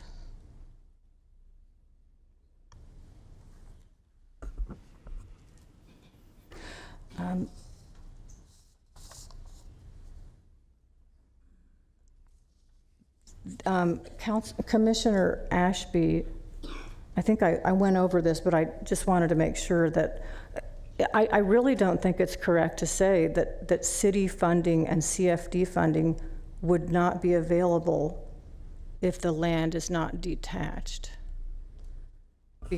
Or if the land, is not detached. If what's being referred to by city funding is the impact fees, which I think it is, the impact fees would be, of course, charged with building permits, and that would go towards the construction of the parks and the park improvement and the infrastructure, according to the plan for services and the financing plan. And the CFD funding, again, I just don't think it would be necessary because the Park District would be using its property taxes. So just in summary, I'm happy to answer questions. Please don't detach this territory from the district. All the district wants to do is provide excellent services in that area using its property tax apportionment as is. Thank you. Okay, and we have a question from Commissioner Ashby. I wanted to answer your question, but at the request of the chair, I wanted to wait and let you finish your comments. First of all, DA agreements are not transferable, and the DA agreements are with the city, so you would have to begin again in that process. The parks would not be turnkey, but even if they were, that would not be all 50-some acres of parks land, and a turnkey park is a section, usually adjacent to just the housing portion, and therefore none of the rest would be built out. So again, those dollars that you're talking about being turnkey, you made it sound like those funds are available either way. It's not true. The city of Sacramento will have to supplement these 50-some acres in order for them to be built out. So should we not detach, Rio Linda Parks District would have to supplement with their general fund, which means money coming from other parts of the district would have to supplement this to build it out as it is. Quimby PIF funds are partial funds. A CFD or a Melrose is an enhancement. It is not the basis of maintenance for the city of Sacramento, nor is it the basis of maintenance for North Natomas. It is an enhancement to the general fund dollars spent citywide in the city of Sacramento. As you heard, we have an almost $40 million budget. Hold on, I'm answering your question. And HOA fees do not ever maintain city parks. HOA fees only maintain parks when a park belongs to the HOA and they construct it and they own it, which is not the instance here, nor is it what is proposed. And as to your question about the North Natomas Finance Plan and CFD funds, the CFD funds go in through the finance plan and are paid to the city. They would not be transferable for any other service. They go to multiple sources, not just parks. They go to utilities, as well as transportation to offset additional costs in the city of Sacramento. So there would not be a way for this area to plug into the CFD dollars from the rest of the area because they would be two different service entities. And as to your question around building permits, as building permits put forward dollars, and we do put those towards PIF and Quimby, but in the city of Sacramento, because we have such a robust budget, we're often able to build parks prior to an entire community being built out, which I don't believe you would be able to do. I don't know the operating budget of Rio Linda Parks District. Do you? The annual parks budget for Rio Linda? No. Don't have that number? Okay. Mr. Heller. Okay, well, maybe he can. Mr. Heller, do you know the annual budget for the Rio Linda Parks District? He'll be speaking in a minute. He'll be speaking next. Okay. Well, that's the answer to your question. Okay, so you talked about impact fees. to the extent that the developer is not going to use impact fee credits to construct the parks, then, and if those impact fees are being collected by the city to build future park improvements, is that what you're saying? I'm telling you that the impact fees collected for this project will not cover the total cost of the parks for that project. So the city of Sacramento will supplement those dollars. Oh. Which is what the Rio Linda Parks District would have to do in order to provide what you have said they are willing to do, which is the exact proposal that the city of Sacramento has agreed to. Okay, I didn't see that. I didn't see that supplement in the cost for services. I understand. And it also says, the plan for services says that the Niños Parkway will be maintained through a homeowners association and backed by the Melrose District. So I'm just reading from Ascent Environmental. Yeah, the Niños Parkway is the land that runs underneath the SMUD lines, so you can't build under it. So it will be included in their HOA, and we'll have some HOA components. It will also have City of Sacramento components. That's why you see Melrose in there as well. So that will be a joint agreement to maintain those properties, which is significant because the Niños Parkway runs all the way from Elkhorn to Garden Highway, and the City of Sacramento maintains the rest of that south of this as well. So we would be building off of funding that we already set aside for the Niños Parkway in Northgate and South Natomas. Well, the district is willing to partner with the city. Sure. I got that. Thank you. Are there any other questions? No more questions. Thank you. Yeah, thank you. And I'll ask Mr. Heller, who is the general manager of the district. He'll speak next. Thank you, Ann.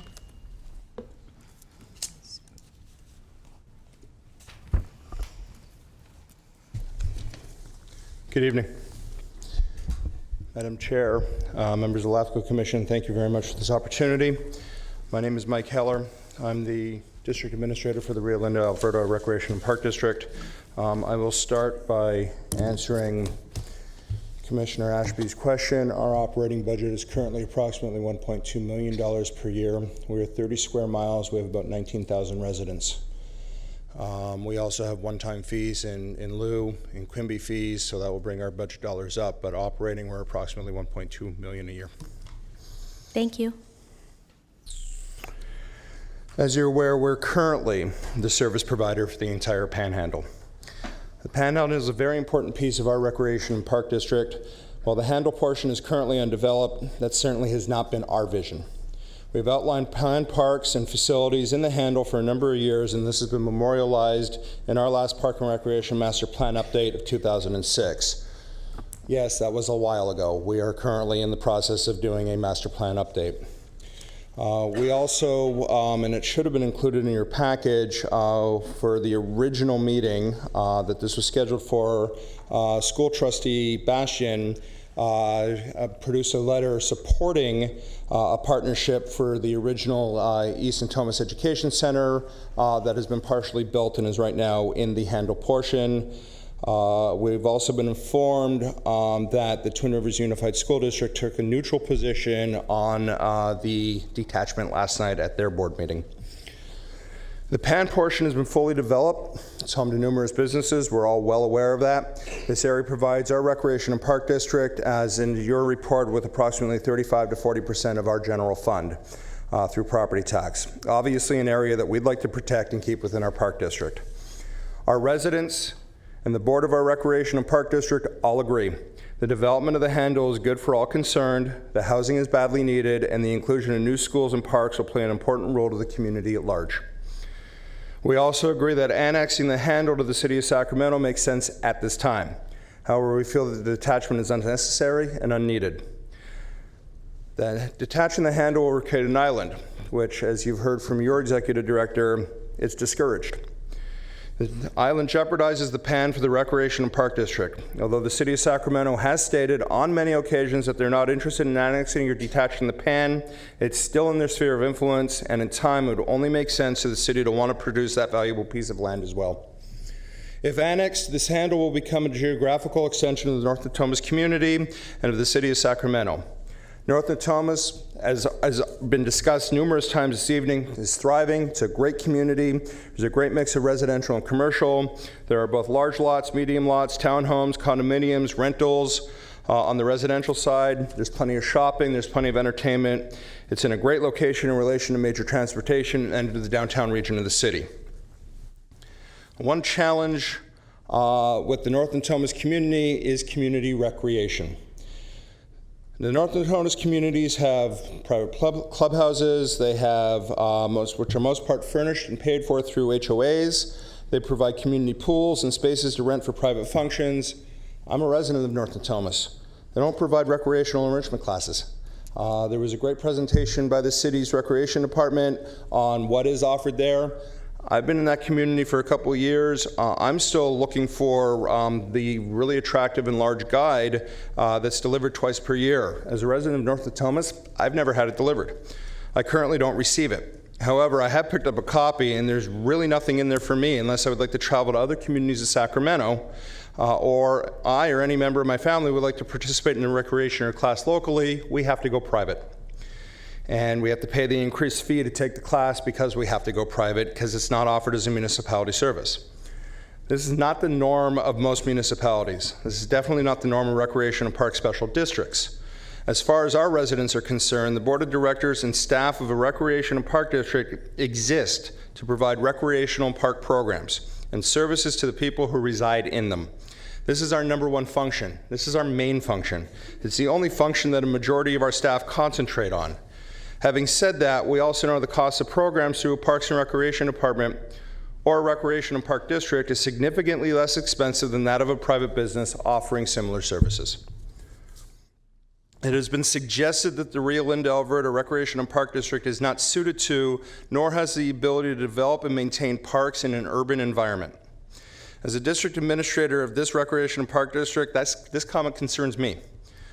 Our board of directors and staff take great pride in our existing parks. We have a number of employees that have worked with our Recreation and Park District for 15 plus years, and they've been on board to develop, maintain, and nurture all of our parks. When we lost the play structure to fire, they took it personally and worked with the community association to have the replacement erected. They even took a step further and helped with the planning and implementation of that community's park day to commemorate the new equipment and the beauty of that park. More recently, the Rio Linda, Alberta Recreation and Park District has agreed to a partnership with Twin Rivers Unified School District to take over the maintenance and operations of green space adjacent to two of the Twin Rivers schools. Okay? These are why these MOUs and MOAs are put out there. We do the same things that the city of Sacramento claims that they're doing. This is land that the school district gave to us for usage with a usage agreement that we're going to maintain it, which we are. This works for our recreation and park districts for multiple reasons. We know that the land will be used for appropriate purposes and will be well maintained. We know that we can program these areas safely for our residents. The parcel adjacent to the West Side School in Rio Linda is being planned out right now. It's a rectangular parcel. It's perfect for the inclusion of rectangular sports such as soccer, flag football, lacrosse, rugby, etc. We're working on properly grading the land and installing gopher fences to make sure that the property is safe and fully functional for all of our programming community needs, something that has not been done up till now. We are taking the initiative on that. Another plot of land that we've just picked up with partnership with the Twin Rivers Unified School District is at the former Rio Linda Elementary School. This area is ideal for our T-ball program. It's also located next to a branch of the county library and provides a perfect outdoor recreation area for families and individuals who relax and partake in our outdoor library services. Currently, the community's National Night Out activities take place at this location. We're using our parks. We're using what the school district needs us to use as well. Both of these new acquisitions to the Recreation and Park District are currently green, well-maintained, and an asset to both our community as well as to the students of the schools that use to service these parcels. The Rio Linda, Alberta Recreation and Park District is scheduled to grow. A new project called Grand Park is in the developmental phase. This area is approximately 5,700 acres. It stretches from Elkhorn Boulevard on the south, Highway 99 and 70 on the west, the Sutter County line on the north, and Levy Road on the east. Our Recreation and Park District is slated to receive 345 acres of dedicated developed parkland within this project. This includes one community park of over 50 acres, 26 neighborhood parks that are greater than 5 acres, 34 smaller parks that are less than 5 acres. These parks will be reflected in our upcoming Recreation Park Master Plan update. As well, these parks are already on the discussion board for community developer and staff input to properly plan and blueprint the proper maintenance as each park comes online. The development for the Panhandle shows parks being developed and put into place for the residents. Parks are phenomenal. The health and fitness aspects of parks are numerous. Parks are synonymous with recreation. Every plan and all discussions that I've participated in to date have talked about parks, but not recreation.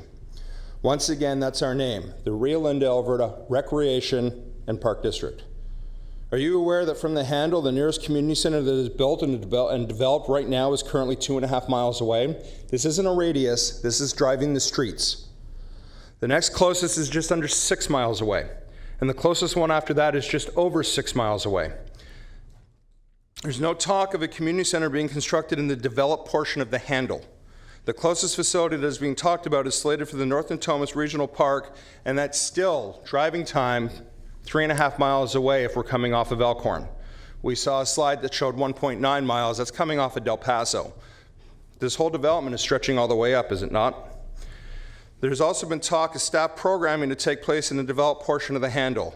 So, if I were a resident, I'd probably pick the option that's 2.5 miles away right now, especially if the programs offered were comparable to what the city is offering. The city posted their programs up on a slide. I do have a handout with the programs that we offer. If you compare the two, you're going to find a lot of similarities. By the way, that community center that's 2.5 miles away, the Rio Linda, Alberta Recreation Park District Community Center in Oak Lane and Rio Linda. In the next 5 to 20 years, our Recreation and Park District is slated to expand. This will include close to 70 new parks between Grand Park and the Alberta Specific Plan that our residents, our board of directors, and staff will be developing, programming, and maintaining. This will include the upkeep of equipment and the general aesthetics of the parks. This will ensure continued usage and participation in our parks. As in the past, the Rio Linda, Alberta Recreation and Park District parks will be maintained and kept up by the staff of the district. While we love volunteer assistance, park maintenance is not ideal for this important service. It was said earlier that the North Natomas parks did not suffer during the downturn. What about the rest of the city of Sacramento? We have never reduced our maintenance in any of our parks, nor do we intend to. Our parks and programs are important for our community, and our maintenance team plans around the community needs to keep our parks looking professional and aesthetically pleasing at the same time. As well, our Recreation and Park District maintains a high level of density limits. That means when developed, we aim for 5 acres of parkland per every 1,000 residents, just as North Natomas does. We know that on the city's website there are different numbers up there for the rest of the city. So why is recreation so important? It has health and well-being components. It is therapeutic. It encourages networking and creates lifelong friendships. And perhaps most importantly, it's fun. That is one proponent of the Rio Linda Recreation and Park District. We provide these services not only for youth, but for adults, seniors, families alike. We didn't just create these programs, they are offered seasonally throughout the year, and on top of these programs, we actively support local youth leagues and associations. Our Recreation and Park District reaches out to local schools, Alberta Unified, Roble Unified, and Twin Rivers Unified, to advertise and talk about recreation. We maintain a good relationship with the 3 school districts and currently received a number of their students into our programs. The City of Sacramento Youth, Parks, and Community Enrichment Department has stated, and I quote, and this is in your report, "It is not logical to set up a situation where future Panhandle residents are not able to partake in City of Sacramento park and recreation programs. Ultimately, this would mean Panhandle residents would have different park and recreation experiences than their neighbors across the street. That just seems to be a disservice to the future residents of the Panhandle." My question is, how is this a disservice? And that question was asked a little bit earlier in a different form. There are no boundaries for park and recreation users. Yes, there are boundaries when MOUs are set up. There are boundaries when you have to attend a certain school to participate in a certain program. However, for general recreation usage, there are no boundaries. If there is a program offered in one city or district but not in another, then people routinely travel to attend programs that interest them. The park and recreation experience will not be different regardless of where you live. It has also been stated that the city, and I quote, "The city of Sacramento should be the park and recreation service provider because," and this is the city of Sacramento's words, "we have more extensive and robust park and recreation programs for those future residents." The Rio Linda Recreation and Park District is curious as to when and where this comparison of services was done. The City of Sacramento has listed their recreational services in your staff report and up there. The district services, which we will be handing out, are comparable and just as extensive. In the same position statement, the Youth Parks and Community Enrichment Department mentions that the South Natomas Community Center is within a 3.8-mile radius and the Hagenwood Community Center is within a 3.5-mile radius. Let's concentrate on the word radius there. That's not street driving, that's as the crow flies. I can tell you that the Rio Linda, Alberta Community Center is less than 2.5 miles away on actual roads. The two community centers referenced by the city are closer to 5.5 and 6 miles away on county and city streets. As well, the new community center and aquatics complex that is slated for construction in November 2019 at the North Natomas Regional Park will be offering services that are currently offered in the Rio Linda, Alberta Recreation and Park District.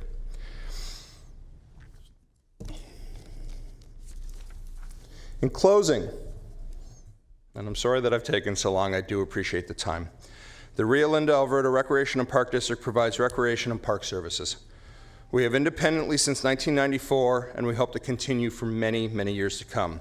It makes sense to annex, but when it comes to the provision of services, our park district is closer than any facility that the city currently has to offer. We are more inexpensive than moving to the private sector, which the HOA model forces a resident to do, and we have a proven track record of having the ability to develop, build, and maintain our parks effectively. Yes, the City of Sacramento is full service, but they also have special districts operating within their city limits.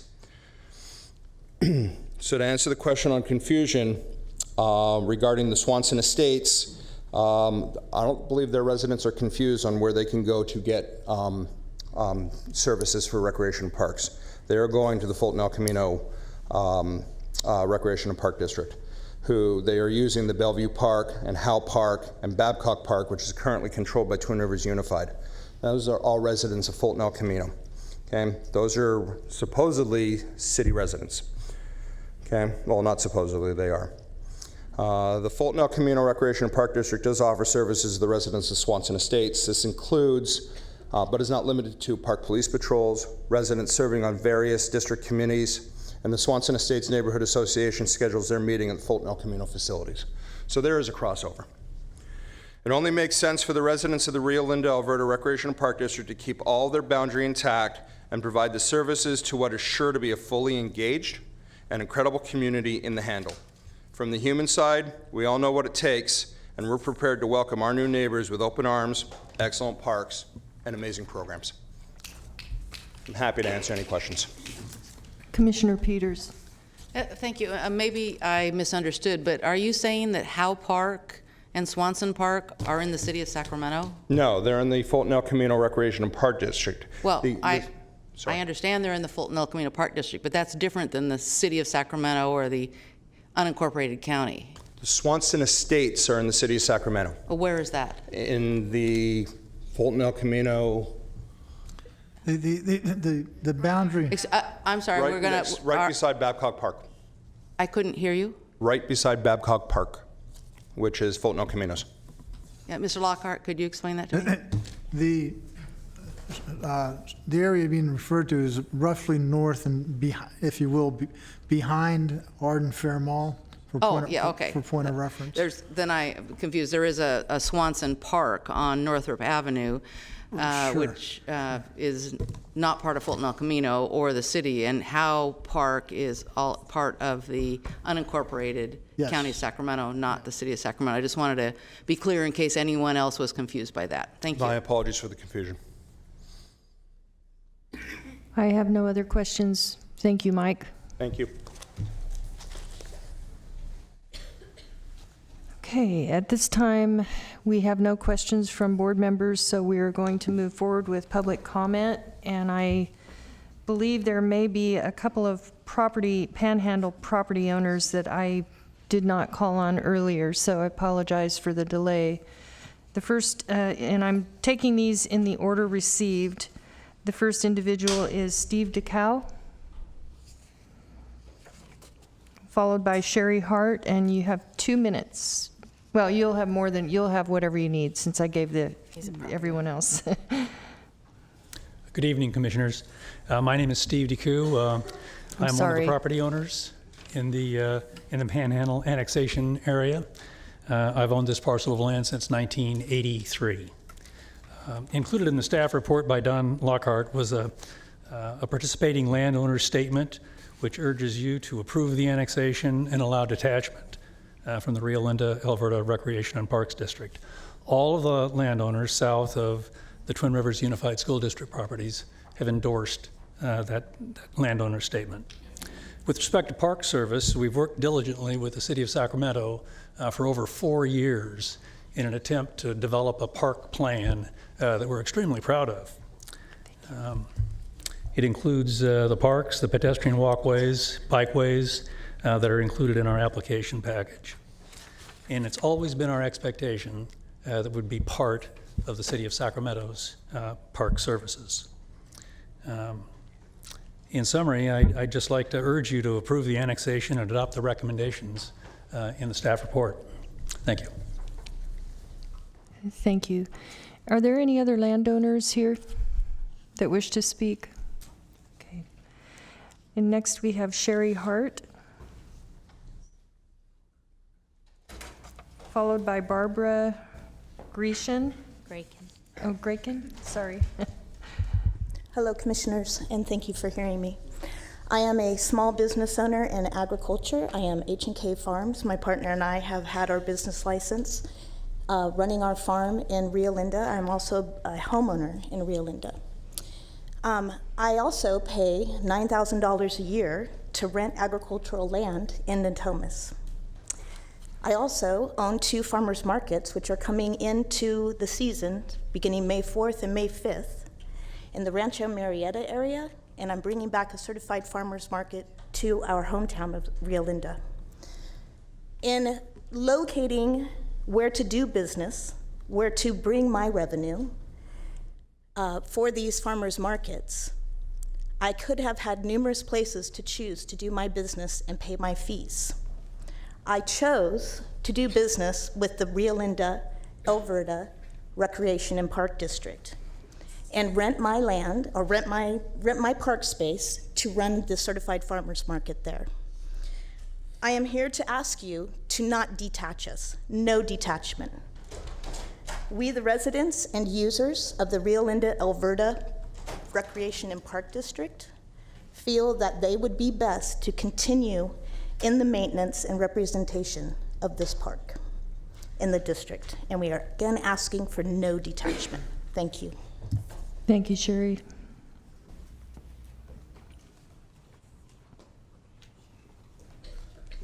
Next up, we have Barbara Graken. Good evening. Vernal pools were identified in the Twin Rivers EIR for the school portion of the Panhandle. EI prepares to not survey for vernal pools on the rest of the site and appeared to conclude that there were none. This year, above average rainfall has produced conditions for the appearance of vernal pools and associated environments and associated special status plant and animal species. A drive down Sorrento Road reveals abundant pool flora on portions of the site not evaluated despite previous requests. Excuse me, but I only have 2 minutes. This is new information not previously evaluated, quantified, and disclosed in the CEQA documents before you. Therefore, LAFCo's responsible agency needs to conduct additional CEQA analysis. The EIR and staff report does not identify and quantify prime agricultural land potentially impacted by this project pursuant to the CKH Act and its own policies and standards. Portions of this site are prime because land has been used for agricultural purposes within the past 5 years, produced crops valued above CKH Act requirements, has a demonstrated carrying capacity of more than 1 animal unit per acre, has a demonstrated ability to produce crops, sugar beets, winter wheat, rice at a value exceeding LAFCo and CKH Act standards at all. The city chose to use less restrictive prime ag land definitions inconsistent with your responsibilities pursuant to the CKH Act. You need to direct staff to use your standards. The very long record for this project indicates that the Pan area was eliminated after the city failed to get support of the landowners south of Del Paso Road. Such boundary manipulation is inconsistent with the CKH Act and LAFCo policies.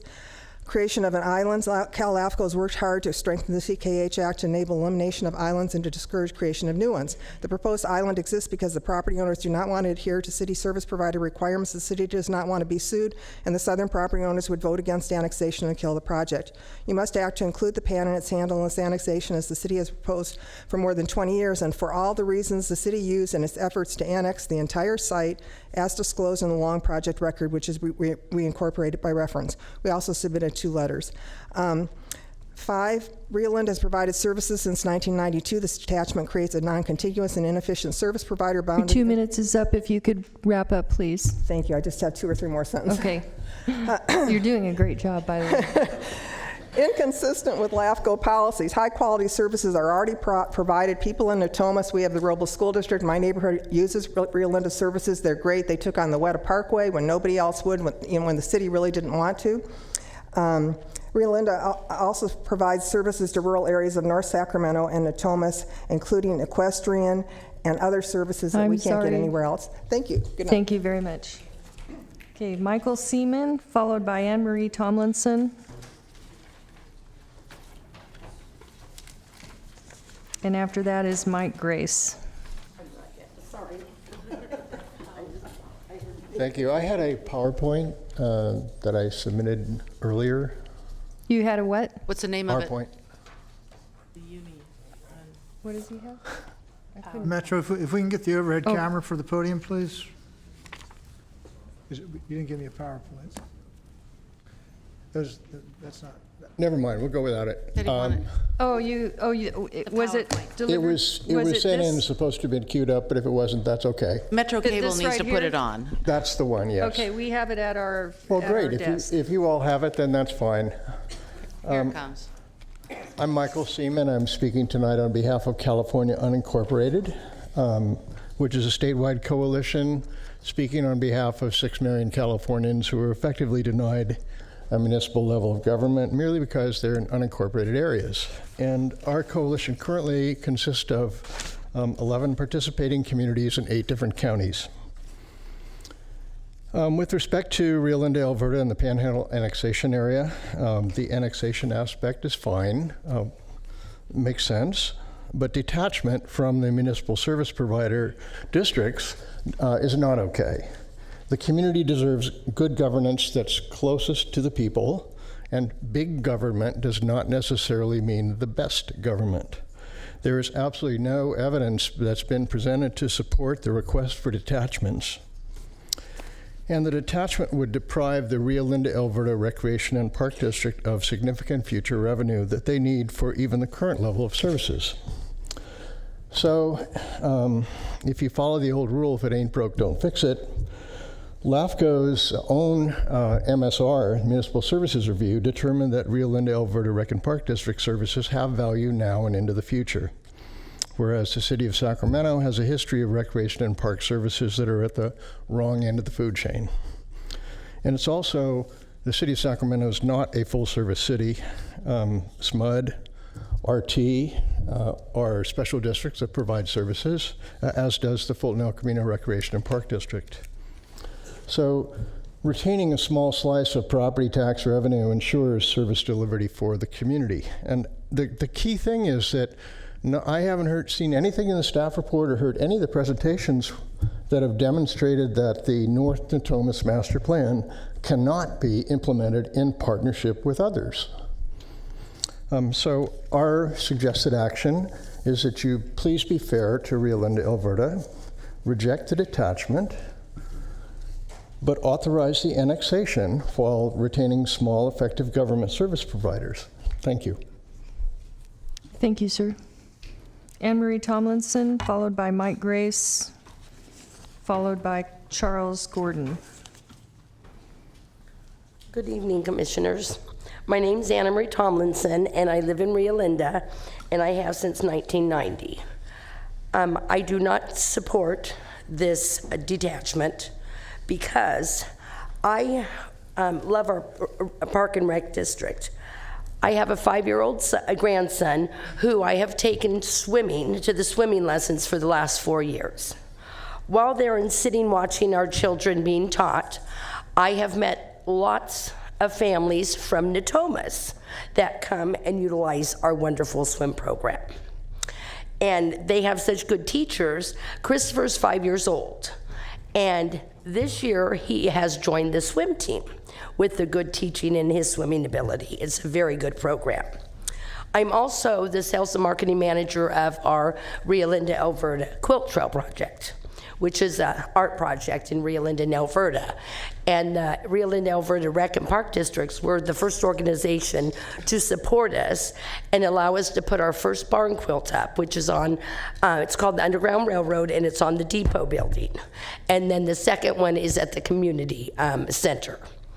And then thirdly, I'm part of a new formed organization, Bridges, that's just barely a year old. And again, the Rio Linda, Alberta Rec and Park Districts are our first supporters, and we've painted one of our garbage cans on M Street, one of their garbage cans. We have a second one going at Depot Park, and we did a kids craft at our country fair and had the children draw pictures, and we're gonna be painting their pictures on the garbage cans in the community park.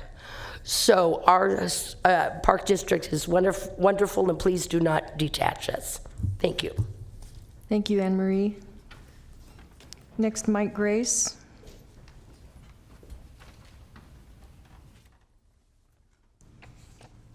Good evening, Madam Chair and Commissioners. My name is Mike Grace. I'm the General Manager for Fulton El Camino Recreation and Park District.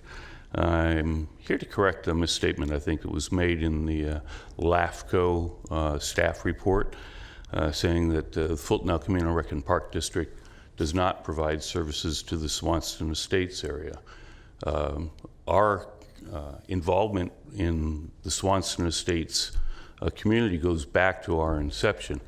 We jointly developed a park, Babcock Park, with the city of Sacramento, 50-50. We developed that park. The city chose to run it, and unfortunately in 2008 divested themselves of that park to Twin Rivers Unified School District. Something that the members, the community in Swanston Estates has been very unhappy with, since the park itself has been pretty much closed to operation to the community. We are working closely with them to try to open that park for greater accessibility.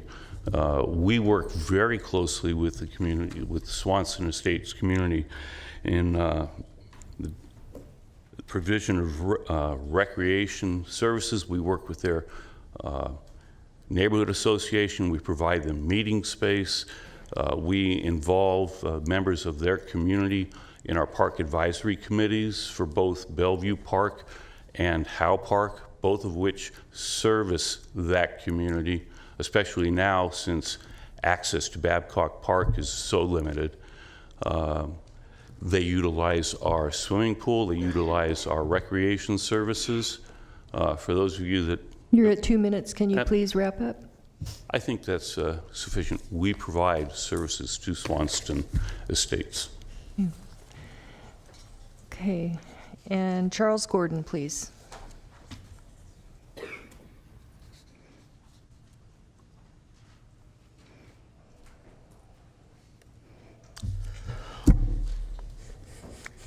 Thank you for hearing me. My name is Charles Gordon, commonly called Chuck.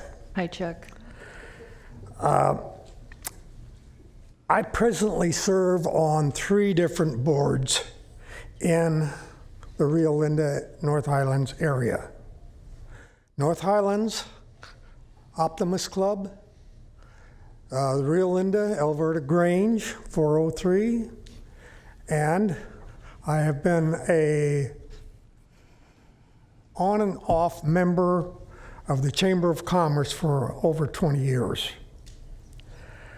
I am the founder of Kids ID. of which we have issued over 18,000 forms to parents and guardians. I was given the question to ask about LAFCo's rule about serving or about creating islands. I think that has been more than adequately covered.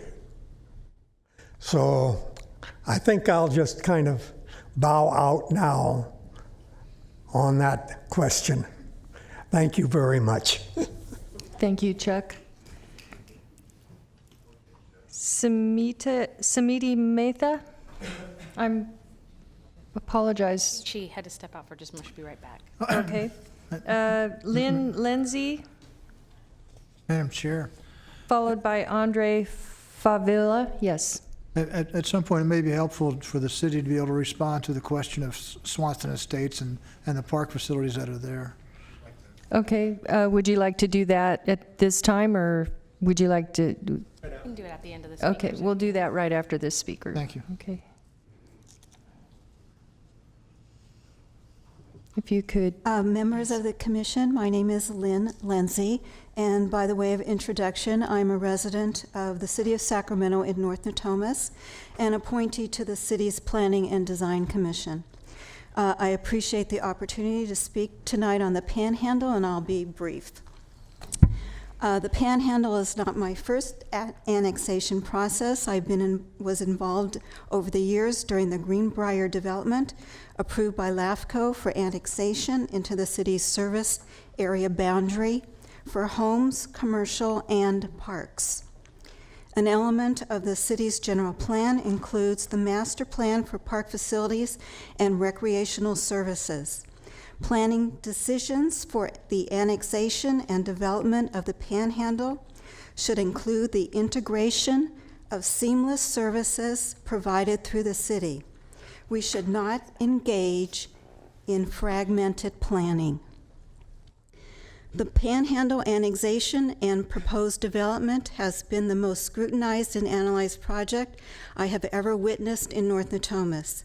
It is of utmost importance not only to North Natomas and the city of Sacramento, but to the region for housing and future transportation development. I respectfully urge your approval of the Panhandle annexation and the findings for reorganization contained in the resolution before you. Thank you. Thank you. And now the city, would you like to respond? Sure, I just want to provide some clarity. What's referred to as Babcock Park is a property owned by the Twin Rivers School District in a part of Sacramento. It's not owned by the city. At some point, it was open to the public. It no longer is, from my understanding, open to the public because of security issues with the city, with the school district providing that space open to the public. And so it's not a city-owned property. It's a Twin Rivers School District-owned property. At one time, evidently, it was open to the public, but it's no longer. And, you know, it seems like it's being referred to as a park site, but it's not a City of Sacramento provided park, and it's also, my understanding, it's not even open to the public. So it's not offered for the residents of Swanston Estate at this time. At this time, but at one time it was. I think It may is the have point been. they I were don't know making. about the history of that site. There, but I know I think they were making the point there was precedent for But a it's also not district. owned by them. It's owned by the Twin Rivers School District. Okay. Okay. Sumiti Mehta. Did I say it right? Mehta. Pretty close. Sumiti Got it on the Mehta. second try. Good job. Good evening. I'm Sumiti Mehta, and I'm the Parks Commissioner for the City of Sacramento District 1. I support both annexation and tax share agreement proposal. I have been a resident of Natomas for 11 years, and I've been thoroughly impressed with the parks maintenance of the City of Sacramento. North Natomas has never reduced its maintenance level of service because it has dedicated maintenance funding, like Ms. Ashby told CFT3, above and beyond the city general fund. The people of North Natomas pay additional taxes,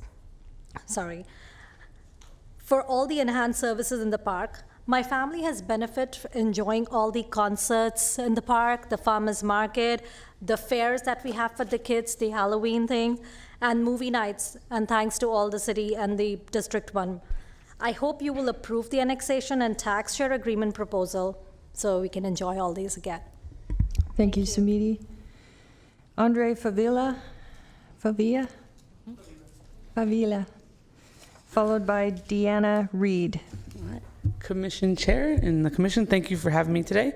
My name is Andre Favila. I am the District 1 Parks and Youth Liaison for the City of Sacramento. As a contractor, I run the Youth Action Corps program known as YAC. I support both the annexation and the tax share agreement proposal. Our YAC program hosts approximately 20 to 30 park-related projects monthly for our 770 students right now. Our YAC volunteers take great pride in the work they do. In March, we had 269 total volunteer hours towards our parks. This new development in North Natomas is integrated with the overall community planning efforts, and as such, this development will benefit from and contribute towards the North Natomas Regional Park and new aquatic facility and community center that our students are looking forward to. We look forward to servicing this Panhandle area with our student park ambassadors. Please vote yes on the project before you. Thank you so much. Thank you, Andre. Deanna Reed. Commissioner Greenwood. Madam Chair, if I may ask the speakers, I'm a little bit older than a lot of you, and my hearing isn't always the sharpest. So if you're soft-spoken and you're speaking really fast, someone losing some of your stuff. So I'm just asking if you would, I know you're nervous and in front of a microphone, but speak slowly, and if you could clearly and into the microphone. Thank you. Thank you, Commissioner.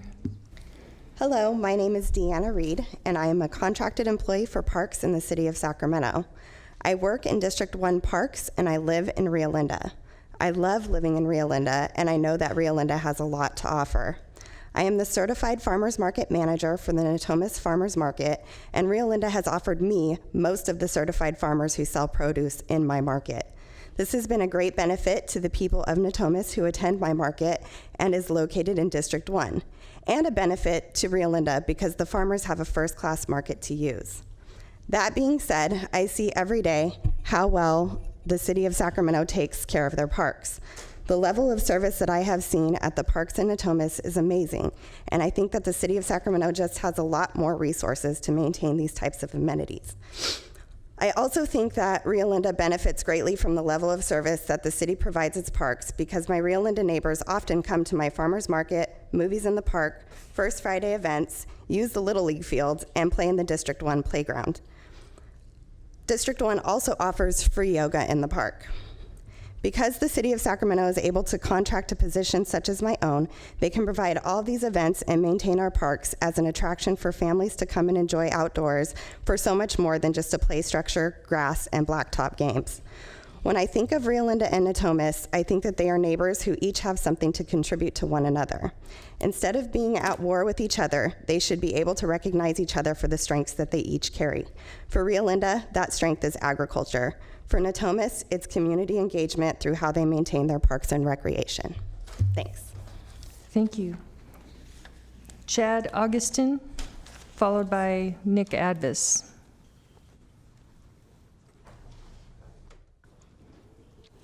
Good evening, Commissioners.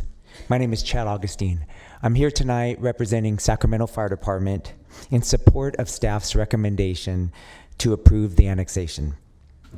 As both an employee and a resident of the City of Sacramento, I can confidently state that the city has the full scope of city services and is able to provide that. A little history on Sacramento Fire Department. We are the oldest paid fire department west of the Mississippi, formed around 1850. We've been providing contract services for the area of North Natomas for many years. We have 24 fire stations that are staffed daily, 7 days a week, 365 days a year. And it's a privilege for us to continue to provide those services. Again, thank you. Thank you, Chad. Nick Advis.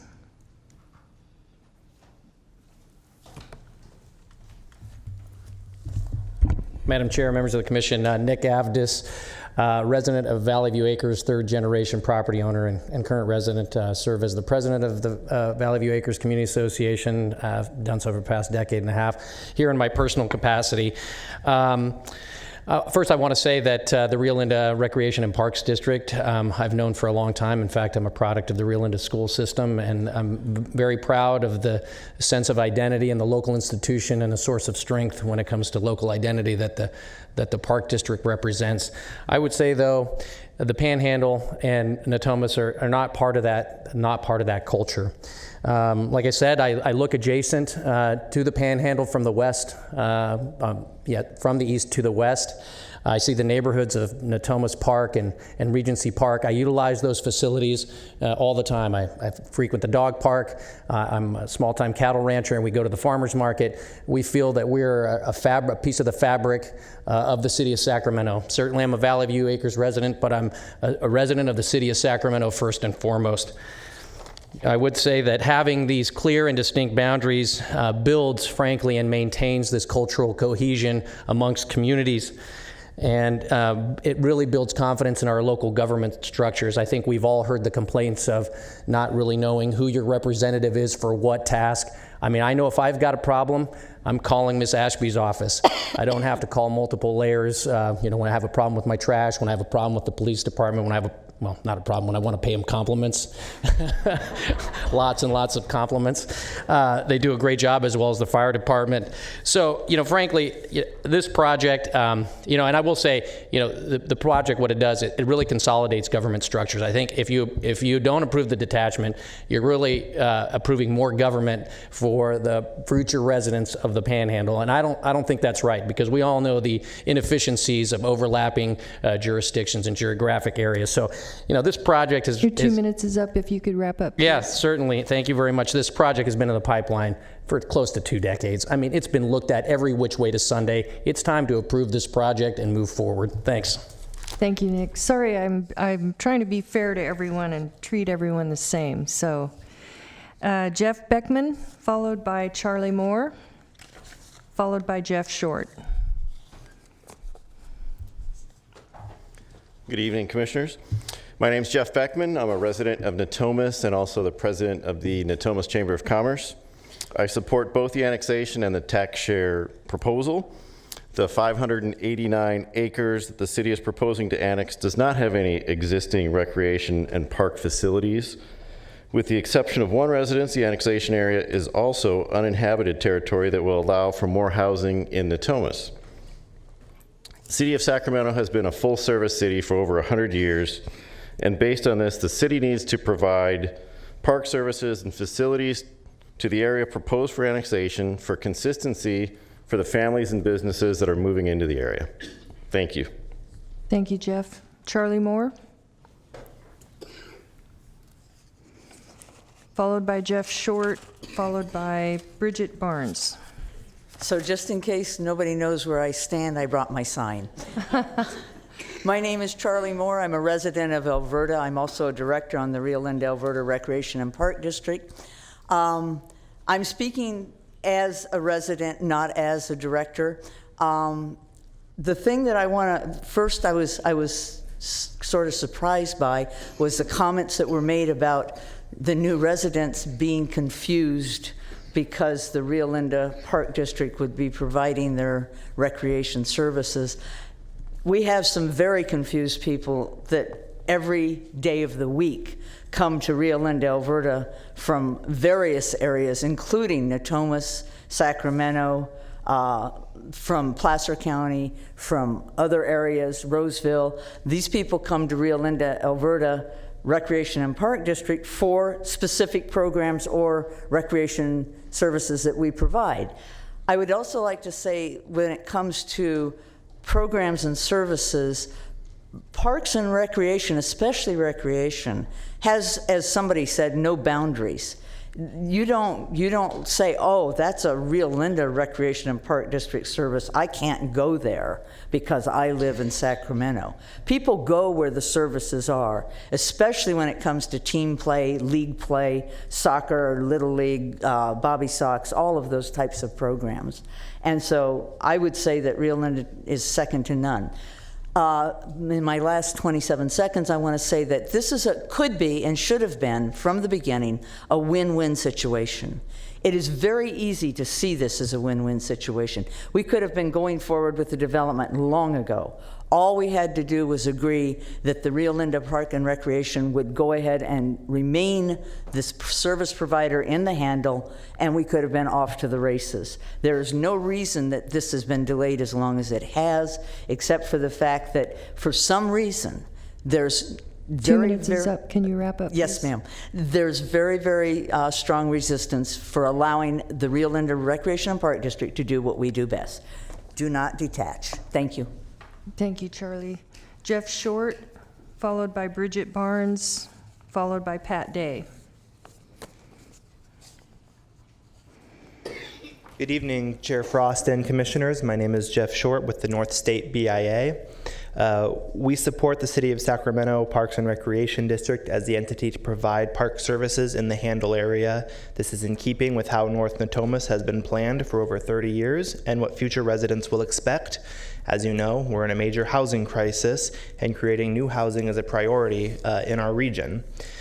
This annexation is a big step toward addressing that crisis. However, my membership remains concerned about the potential for significant delays that switching park services providers away from the city could cause. We also believe that as an urban parks department, the city is better positioned to handle the development and maintenance of these infill parks. For these reasons, we ask that you please support the annexation application that includes the City of Sacramento City of Sacramento Department of Parks and Recreation as the park services provider. Thank you. Thank you, Jeff. Bridget Barnes, please.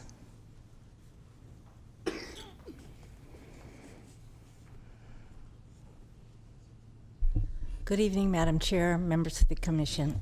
Am I loud enough? Now you are. Okay. I am here representing all of the industrial and commercial owners for the PAN. I have previously submitted several memoranda. Many of you, I believe, have seen them, so I won't belabor the written statements. The PAN has made it clear since 2002, when development in this area first began, that if they were left out of any annexation efforts into the city, they would not oppose those annexation attempts, and my memoranda have just been in to assure that the members of the commission understood that the size of the PAN and the industrial and financial capacity of the PAN was such that the island annexation prohibitions, which are also addressed by your executive officer, did not apply to us. The only other issue, and I offered it in my most recent statement, was to let you know that having been at, I don't even know how many hearings and meetings and community arrangements, I've never heard any opposition to the management by Rio Linda. I submitted that to let you know that there was no basis that I had seen, in fact, that there was going to be a diminution in services if Rio Linda continued to provide the services. As stated by your XO, we will be continuing as part of Rio Linda. We derive no services from Rio Linda and are happy to have our tax money go to Rio Linda to continue to support them. Thank you. Thank you, Bridget. Pat Day. And our last individual is Eleanor Anklin. I'm Pat Day, manager of the Elder Craftsman in Rio Linda. We were with the City of Sacramento for 20 years. 4 years from when we were closed down there for 4 years, the Park District had us under their care. We were with Neighborhood Services for 18 years before that. They shut us down. The city's Senior Heart Center turned us down.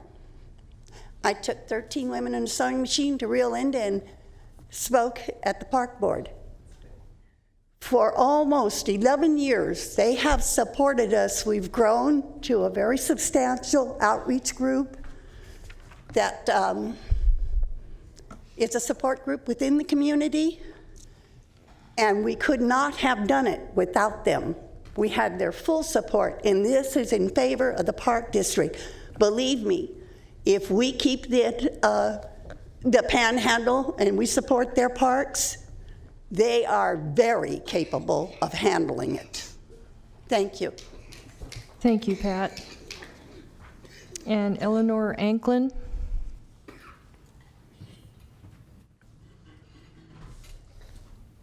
If there are any others who wish to speak, this is a good time to come down and sign the pink form and hand it to our our clerk, Diane Thorpe. Okay, my name is Eleanor Anklin. I'm very nervous, but I'll try to speak slowly and I'll try to be articulate. Anyway, I'm a property owner in Sacramento City. I pay taxes there. I was very happy to hear they have such wonderful parks and recreations. I also live in Rio Linda and have for the last 20 years. I've taught school, started teaching school there in 1964, so I've got a lot of history there. I've participated in the last 20 years from my great-granddaughter, well, not for 20 years, myself in activities at the Parks and Recreation District. They have wonderful activities. They have way more than I possibly have time or energy to participate in, but they certainly have something for everyone. I'll go quickly. I taught in the Rio Linda School District, and it was a very small district in the many years that I taught there, 35 of them. It was wonderful. It is no longer that small district. Smaller is, well, someplace was saying earlier, just because it's smaller does not mean it's bad. Bigger is not always better, oftentimes is not. And I've known the people in the Parks and Recreations and seen the activities that happen in Rio Linda that I participate in and that other people participate in, and how well it works together in the community with the Parks and Recreation Districts, with the people there. You know, if you have a project and you need help or support, you get that in a small community, in a smaller district. I've seen, you know, bigger is, I don't think, always better. You lose that personal part. I see no reason why, if something's working, why the Parks and Recreations Department shouldn't continue to manage, and they've given no reason why they should not. As far as the other part, taking it away, that's different. But this is, as far as the detachment, I think that the Rio Linda Parks and Recreations Department is able to do the job, and if you saw their little programs, they have lots. Thank you. Thank you. And Stacy Bastian.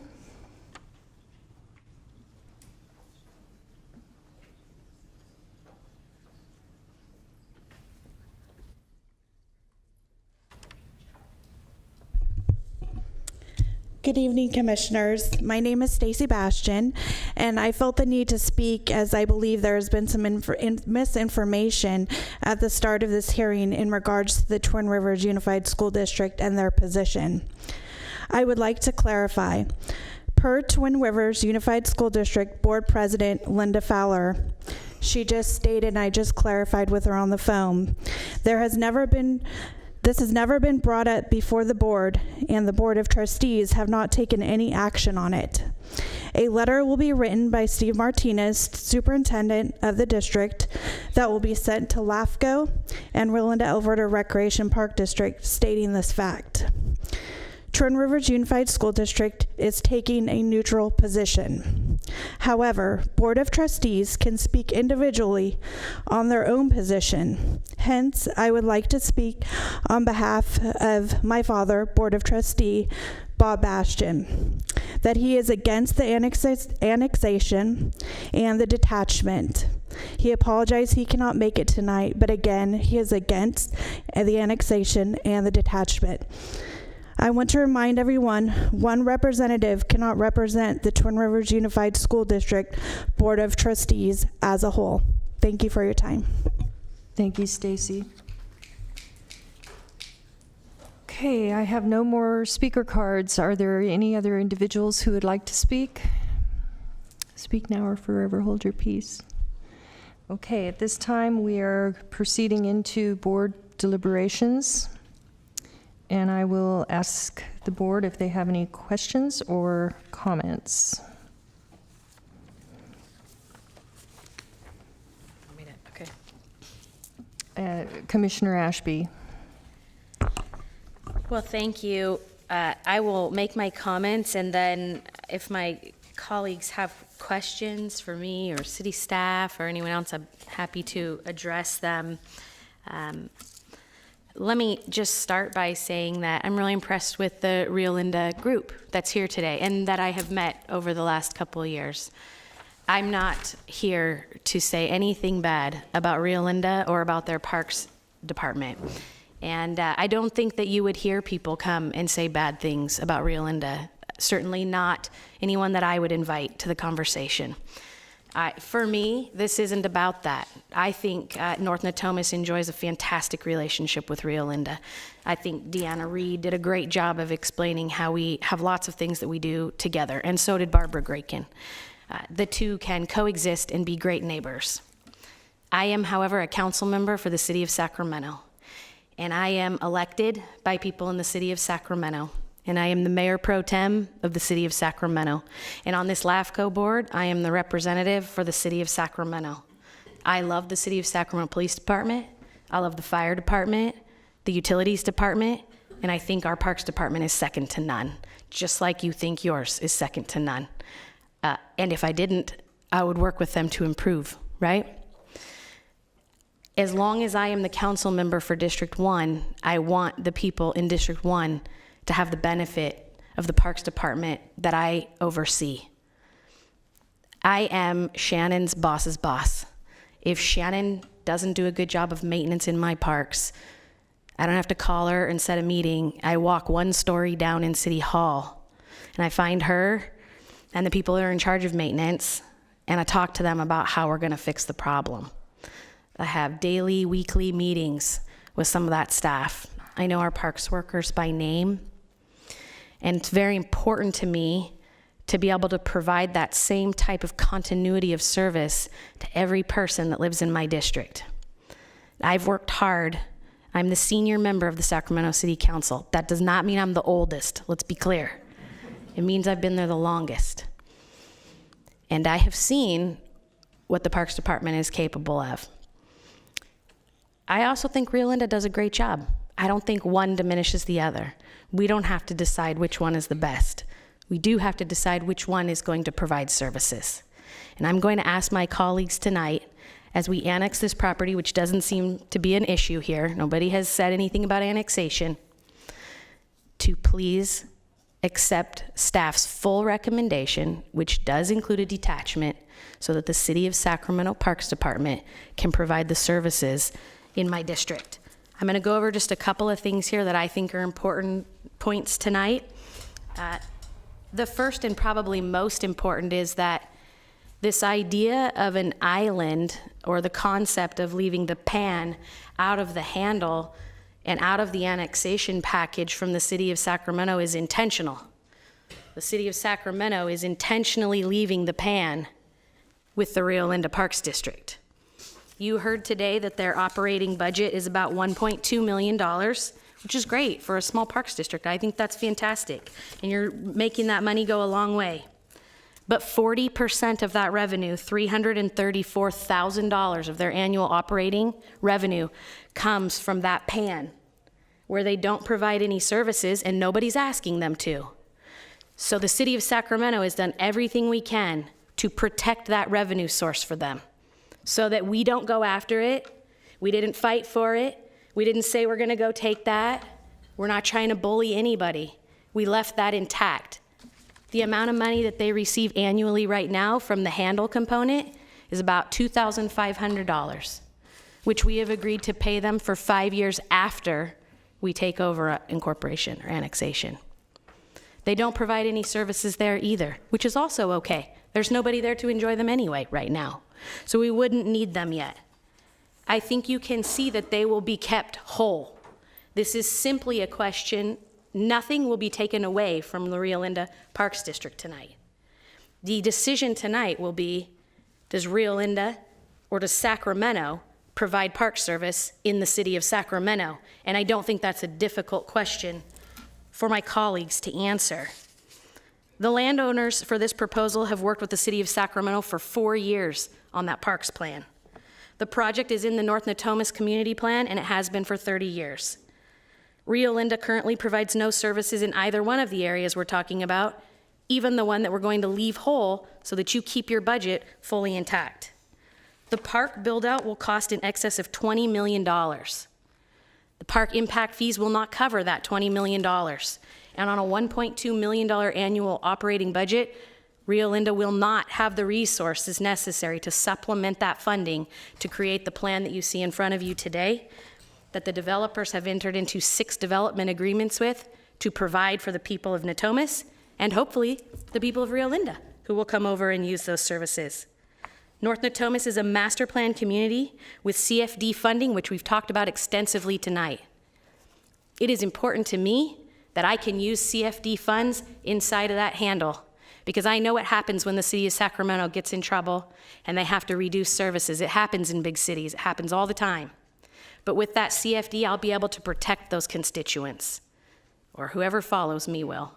We'll be able to protect them and make sure that their parks stay as great as we can possibly provide. And it will have programs for youth, and we will lean heavily on that if necessary. The proposal in its entirety, as noted by as our executive officer has noted, is consistent with the Sacramento County General Plan, the City of Sacramento's General Plan, the North Natomas Community Plan, the Natomas Habitat Basin Conservation Plan. You notice there are no environmentalists in the room tonight because this item has already been dealt with on a habitat conservation level, and all local government standards and procedures have been met. Most of those actions were taken by this board. It is already in every existing plan, dating as far back as almost 30 years. It's a 57-year effort. The project has been approved by the city and the county. 57 years in the making. It is supported by the school district representative who represents this area. The Panhandle project needs to move forward. It cannot continue to sit in limbo for another decade or 2 or 5. A decision needs to be made. LAFCo recommends the plan as submitted. So my request today is merely that you support your own staff's recommendation moving forward. The creation of the island, as we have discussed, benefits the park district. So to the extent that we would talk about an island, it would not benefit the Parks District for us to enter into that conversation. And I applaud LAFCo for carefully navigating those waters so as to hold the Parks District whole and allow the city of Sacramento to move forward. Much has been said tonight about what the city does and doesn't do. And I will be honest with you, it's very hard for me to sit in the seat and not correct every one of those comments. I'm a fierce defender of the city of Sacramento, and I want to tell you every single thing that our Parks Department does and all the reasons why it's an amazing city and an amazing Parks Department led by incredible people who are extremely dedicated. But I believe that all of you live close enough to Sacramento and drive through Natomas enough to know that those parks are amazing and that the people that run them work very hard and very diligently to make sure that they're accessible for all of us. Just to give you an idea, there are 228 parks in the city of Sacramento. 47 of them are in District 1. I should, in theory, be 1/8 of everything, right? Because I'm 1/8 of the districts, but I am not. That's 21% of the parks. And roughly 20% of the acreage in the city of Sacramento is in North Natomas. We're no strangers to programming and parks. And some of the things that we provide in District 1 alone in terms of enrichment are free yoga, the farmers market, our youth committee, over 700 kids strong, movie nights, concerts in the park, First Friday events, an Oasis summer camp, community gardens, and several seasonal events like a helicopter egg drop and Santa in Natomas on a fire truck. All of those run through our park system, and all of those are in District 1 alone. So I am going to make a motion tonight that we, as a LAFCo board, move forward with staff's recommendation, And I'm going to ask my colleagues to please support me. And I want to thank the people of Rio Linda for coming out and passionately advocating for your community. That's what we do in this region. And I want to thank the city of Sacramento and the folks from Natomas who came out also tonight and passionately advocated for the things that you believe in and have worked hard on for the last several years. I don't think this is a difficult question. No one questions annexation into the city of Sacramento. The only remaining question is who gets to provide park services in the city of Sacramento. And I cannot fathom a reason why you wouldn't allow the city of Sacramento to provide park services in their own city, especially when it is at no cost to the Rio Linda Parks District. Thank you. Okay, we have a motion on the floor, but we have not continued deliberation. I'd like to second the motion, but make some comments also. Okay, and then we will continue to deliberate after that. Okay, thank you. I thought LAFCo staff made an excellent presentation, and it's one with which I agree.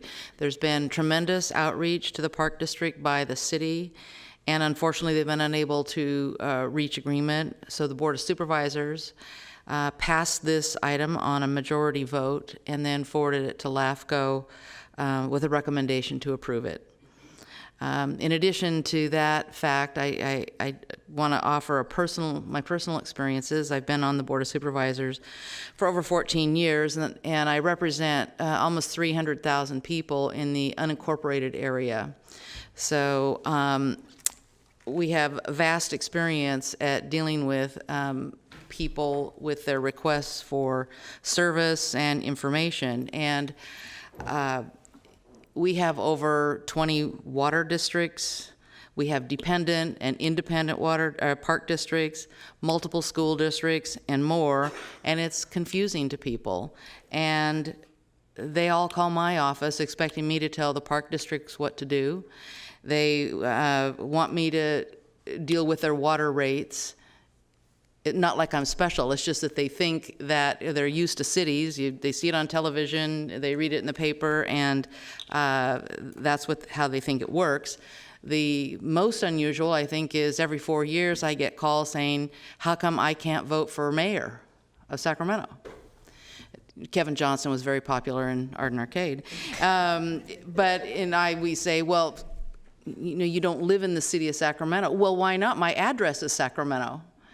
And so, I mean, it sounds kind of goofy, but in this case, the residents here are going to have an address in the city of Sacramento, and I'm afraid they're going to experience the same things. And I think government is very confusing these days. We have a lot of special districts, and while, that helps smaller jurisdictions deal with their situations, people don't know that those people are people they elected. And so when they call me, I say, you voted for that independent district. You voted for the school board. You voted for the water district people. No offense, Ron. And it breaks my heart that it's so hard for people to keep track of all this. They live busy lives. They live in Sacramento. They want to call Sacramento, call the county in my case, for information and to express their opinions. And I think it's important for us these days to make government more transparent, not less transparent. So I will be supporting the staff recommendation tonight. Do we have any other comments at this time? Commissioner Aquino. Thank you. So this is my first LAFCo meeting, and I'm not ashamed to tell you that 3.5 months ago, I had never heard of the Panhandle. So I truly am looking at this item with fresh, unbiased eyes, and it doesn't sound like there's any question as to the annexation. The item is really the parks, and so I'm really taking that and applying it to the LAFCo policy and standards. And as I see it, there are 3 conditions that must exist in order to approve detachment. And the first is that the service delivery for existing residents isn't diminished, and it's not going to be. You all love the Rio Linda Alberta Park District, and I'm thrilled to hear that, and that's not going to change. Second is that the successor provider supplies services of equal or higher quality. I have 2 school-age children. I went online and I looked at the activity guide for spring and summer for Rio Linda, Alberta Park District, and also for the City of Sacramento. Looked to see what would appeal to my kids, what would appeal to me personally. And I'm satisfied that the services that the City of Sacramento would provide would be equal to what would be provided in Rio Linda, Alberta. The final condition that has to be present is that the attachment is necessary to ensure delivery of services essential to the public health and safety. I think that's a little bit more ambiguous and open to interpretation, but I'm really zeroing in on that phrase, delivery of services. And it just doesn't make sense to me to have folks be residents of the City of Sacramento but not be in the city's Parks and Rec boundary, and possibly not be able to partake in all of the things, the activities, the amenities that are available to other residents of the city. So I also am going to support annexation and detachment. Okay, any other, Commissioner Greenwood? I've been here for a few years, and I've been through some very raucous situations in the South County, and this is amazing, this right up there with it in terms of the number of people and the feelings. I want to thank each and every one of you for taking time to be here tonight and to convey your feelings. It's very obvious you have a lot of pride, especially those who live in Rio Linda, toward your park district and everything else. I'm one of 2 special district members on the commission here. Commissioner Gay Jones and I are the 2 special district representatives. I also serve on a water district in Carmichael. So I know what it's like, as you mentioned, about confusion with water districts. Where does it begin and where does it end? There are 21 water agencies in our region. And for that purposes, we even had to form a regional water authority to try to sort through all that and form a joint powers agreement. So I understand confusion. I know how confusion can work and work against you. I also look at it, I'll obviously have to look at it as a commissioner on LAFCo. I have to look for orderly growth. I have to make sure that things are logical and they're thought out well. But there's a lot of things involved here. One of them, of course, is financial. That's why I asked the question earlier about what percentage money was going to go from that the Rio Linda was getting, and what percentage, that 35 to 40%. And I also understand that this whole trend, if there is going to be a detachment, this has to be an equitable and fair sharing. I see equitable and fair sharing in the numbers I've seen so far between the county and the city. I'm not sure how much, and I understand that $2,500 is the annual revenue that they're getting out of the handle right now. So I suppose that's how that came about. But I still want to make sure that I know that the city and county stand to gain a great deal of income in years to come from tax revenue and other things, assessments throughout that area. So again, my concern is more of a fairness issue. I also know that there's a big factor here in the overlapping of services. This feels awkward. I have to tell you, looking at the map, listening to the discussion, and looking at what's being provided and who's going to provide what, it just seems awkward. To me, in the very beginning, how this ever happened, the Panhandle, I'm sure it had an economic basis to it, ever happened to have that finger coming down from Rio Linda into Sacramento County. Here we are today, all this energy, all this time, all this expense, trying to find an answer and an equitable solution. The efficiencies are another big factor. I think it needs to be efficient for both governments and also for the individuals. I think if I don't live there, but if I lived in that area, I'd want to be able to know where I could go to get services and not have confusion as to who's providing that service and if I have a complaint, who do I go to? I'm concerned also about jumping, when we have detachments like that, when you've got something inside of another community, it's a form of urban sprawl, and that's what we're charged to try to prevent. With that said, I came in here tonight totally torn. To a certain degree, I still am. I think it needs to happen. This has got that. It's logical. I think the developer needs it. I think the city needs it. I think everything to happen in a logical way. That's kind of where I'm driven right now. And with that, I'll pass that back to the chair. Commissioner Jones. Thank you, Madam Chair. A lot of very good and very positive discussion has happened tonight. A lot of support, cheerleading, and again, positive comments for each person's position, district's position, city's position. I honor that civic engagement for each and every person here. The question here is about the staff recommendation, and the initial concern here is the proposed detachment of Rio Linda Parks and Rec District from the Park District and entering into City of Sacramento Parks Department. A couple things. One, the PAN is there because of protest provisions, because they did not want to be part of the City of Sacramento. That was a de facto political reality that was presented. When was that, Mr. Lockhart? 10 years ago? The initial discussions have been gone on and off, and then most strongly asserted right after 2010. Right, 2010, you said? Correct. Right.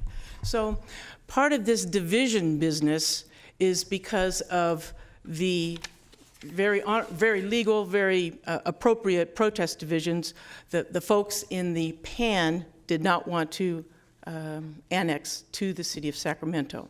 So that's a lot of work had to go in to divvy up the handle versus the pan.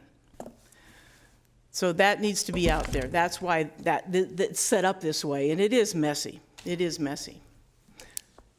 Another item I'd like to share is several years ago, I won't put you on the spot, Dawn, on this one, but several years ago, this commission looked at potential reorganizations of various park districts.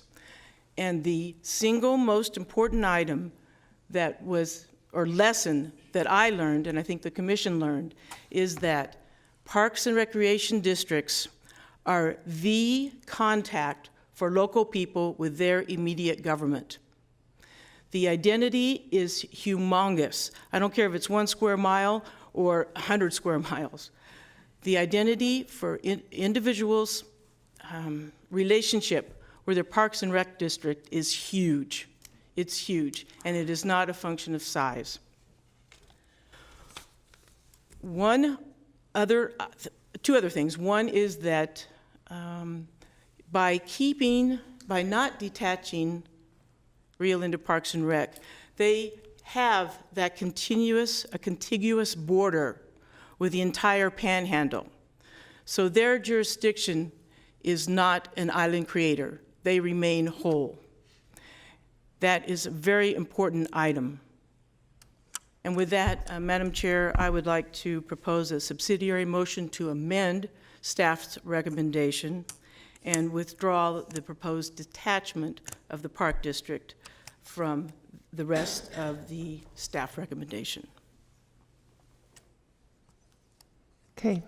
Do we have any other comments at this time? If not, I can make comments. I was going to wait till the end, but I will weigh in.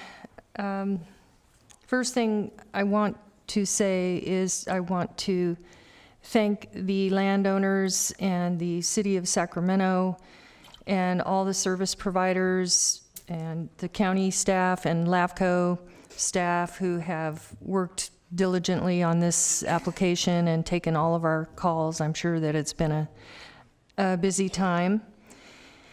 And I know there's been a lot of discussion, so I'll try not to duplicate too much, but in the interest of trying to, I guess, share from my heart how I feel about this issue.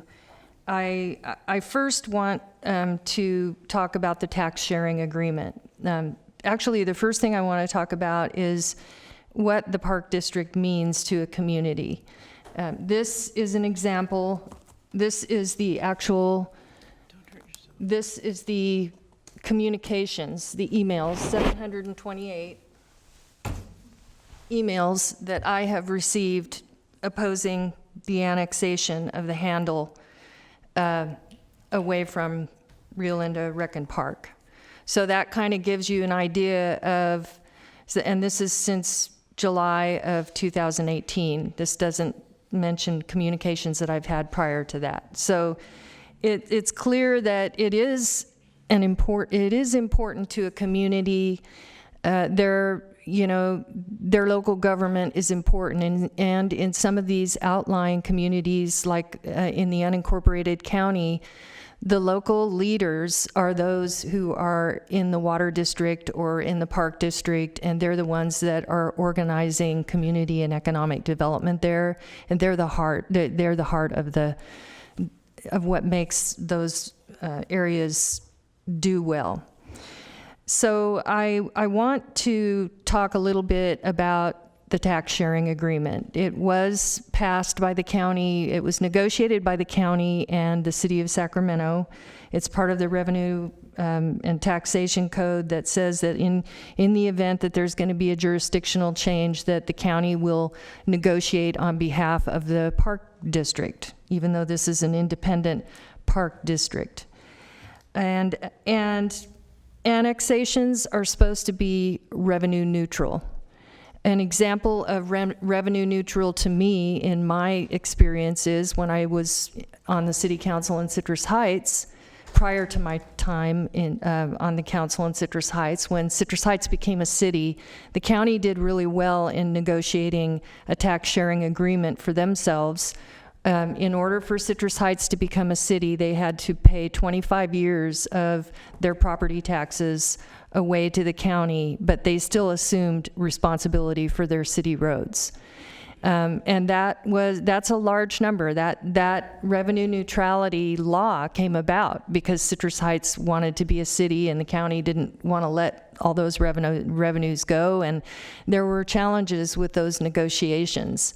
And that will be up in, I believe, the end of 2023, at which time Citrus Heights will then get $6 million a year that they haven't been getting, and that's been escalating over time, over 25 years to the county. It wasn't a flat fee. It escalated over time. Same with Rancho Cordova. They negotiated, the county negotiated 20 years. So my first question is, with tax sharing agreement, who decides what is revenue neutral? How do you? That's a subjective. That's something you negotiate. And in this case, for the Rio Linda, for this small park district, and I want to back up just a little. This park district was formed, I believe, in 1994 or so, 93 or 4. And correct. The sphere of influence was approved in 1996. So because of what I consider to be questionable, or I wouldn't call that sound planning principles when you set up a district that has to fight for their, territory from almost the day they were established. And I believe that means they're invested. They're very invested. The other thing I want to point out is that the tax sharing agreement splits 50-50 over 5 years what Rio Linda, Alberta is earning right now out of the handle. And the rationale, I believe, for that, correct me if I'm wrong, is that the Alberta specific plan will kick in within 5 years. They'll start to build enough homes to replace that $2,500 a year, and that's what makes this revenue neutral. That's part of the rationale. The payment is actually is coming 100% out of the city's share of the future revenues, future property tax revenues. So it's 50-50 down the middle, city, county, and the city of that 50%, they would be contributing $2,500 for 5 years to the district. It was viewed as, since there's no capital investment there, there's no resources to have to be conveyed back from the district to the city, their existing revenue stream out of the area is $2,500. 5 years, hopefully we give them, the district, an adequate amount of time to adjust their finances. Okay, I would submit that there is an investment there. I would submit that over time, the Rio Linda, Alberta Recreation and Park District, it does have a master plan that they have updated over time. There was a financial investment associated with that. It did include consideration of the handle. They have looked forward to servicing the handle over time. So there is an investment. It depends on what you consider to be an investment. I also want to bring up the fact that I was told by the landowners representative, Mr. Hodgson, that the development in the handle will build out around 1,600 homes, and that will probably take 10 or 15 years. So if you're looking for revenue neutrality, it would seem to end the 2,500 at 5 years leaves them another extra 5 to 10 years or more, given their experience with Alberta Specific Plan, which is decades behind, that the city is actually receiving those revenues, even however small. It's not revenue neutral. To me, revenue neutrality is taking into consideration the revenues and the expenditures, and historically, revenue neutrality to me has shown that there is some kind of an escalation clause to make those the other entity whole.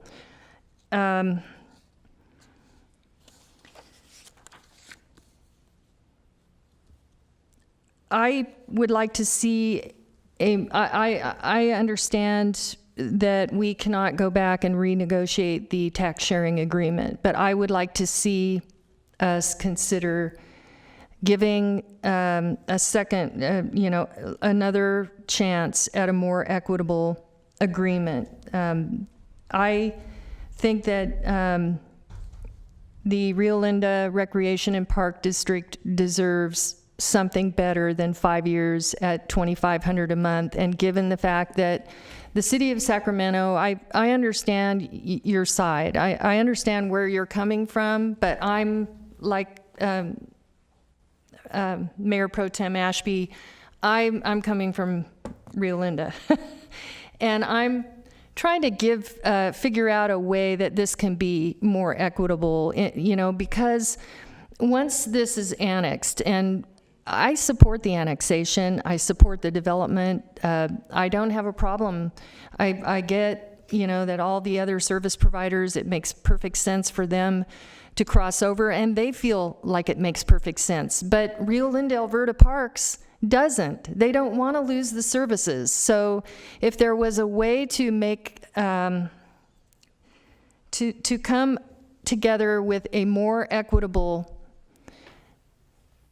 side agreement that gives them not only consideration for their current revenues, but something over a long period of time that escalates, and you could even have it end when the handle is built out, so that there's a cutoff sooner than that timeline if the handle completely builds out.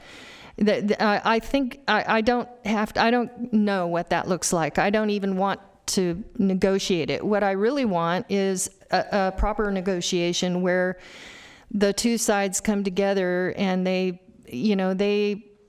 each gives up something, and they walk away feeling like, okay, that's the best we could do. That's what I would like to see for Rio Linda, so that they can have get something out of this, so that there can be some sense of, well, we didn't, maybe, they don't oppose the annexation, so maybe we didn't keep our services, but at least maybe we can get something out of this. So I would like to see a retake on another look at a side agreement before we do this annexation. I would support the annexation, and all the service providers.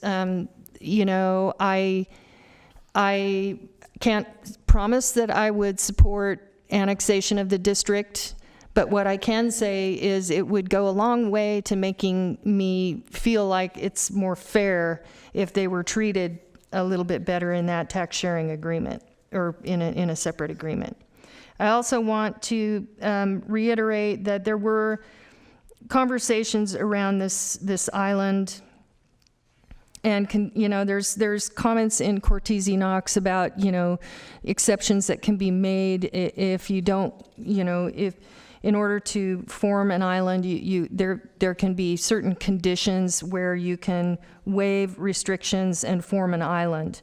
And I'm pretty sure that policy relates to cities, but if it relates to Park District, I want to say that the handle can be developed without annexing Rio Linda Rec and Park. The fact that the city went forward with, and the county and everybody went forward with a finance plan that wrote them out of the plan basically over the last 4 years. If they had they could have written them into the plan. They could have made arrangements to parse out park fees to retain services in the handle. That was possible. It just wasn't done. I don't think it's accurate to say that the Rio Linda Rec and Park is not qualified to deliver the same service. That's just not true. Rio Linda Rec and Park has an excellent reputation. They've done an amazing job over time.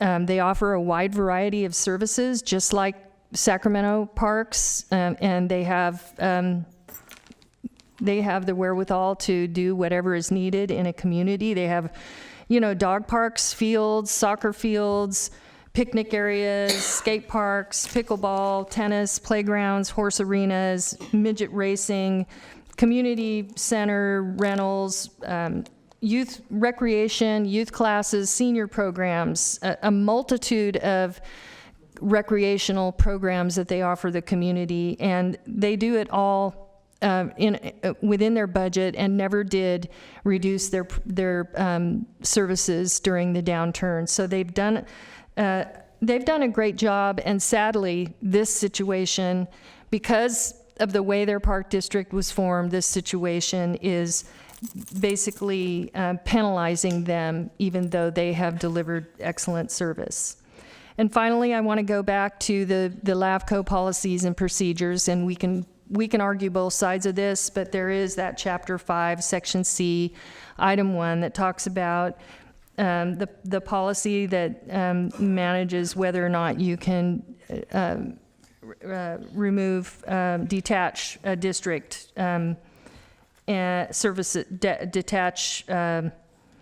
detachment of territory from a quality service provider. And this special district is a quality service provider. So in the policy, it states that all three have to be. It says the detachment, it lists that the detachment is necessary to ensure delivery of services essential to the public health and safety. The successor provider supplies services of equal or higher quality, and the word "and" means all three of those have to be correct. That the detachment does not significantly reduce the efficiency of service delivery to the remaining inhabitants and current service providers' territory from which the detachment occurred. I would submit that Rio Linda can deliver, for item A, the detachment is necessary to ensure delivery of services essential to the public health and safety. Rio Linda can deliver services essential. It isn't necessary to annex this in order to deliver those services. The successor provider supplies services of equal or higher quality. Define higher quality. The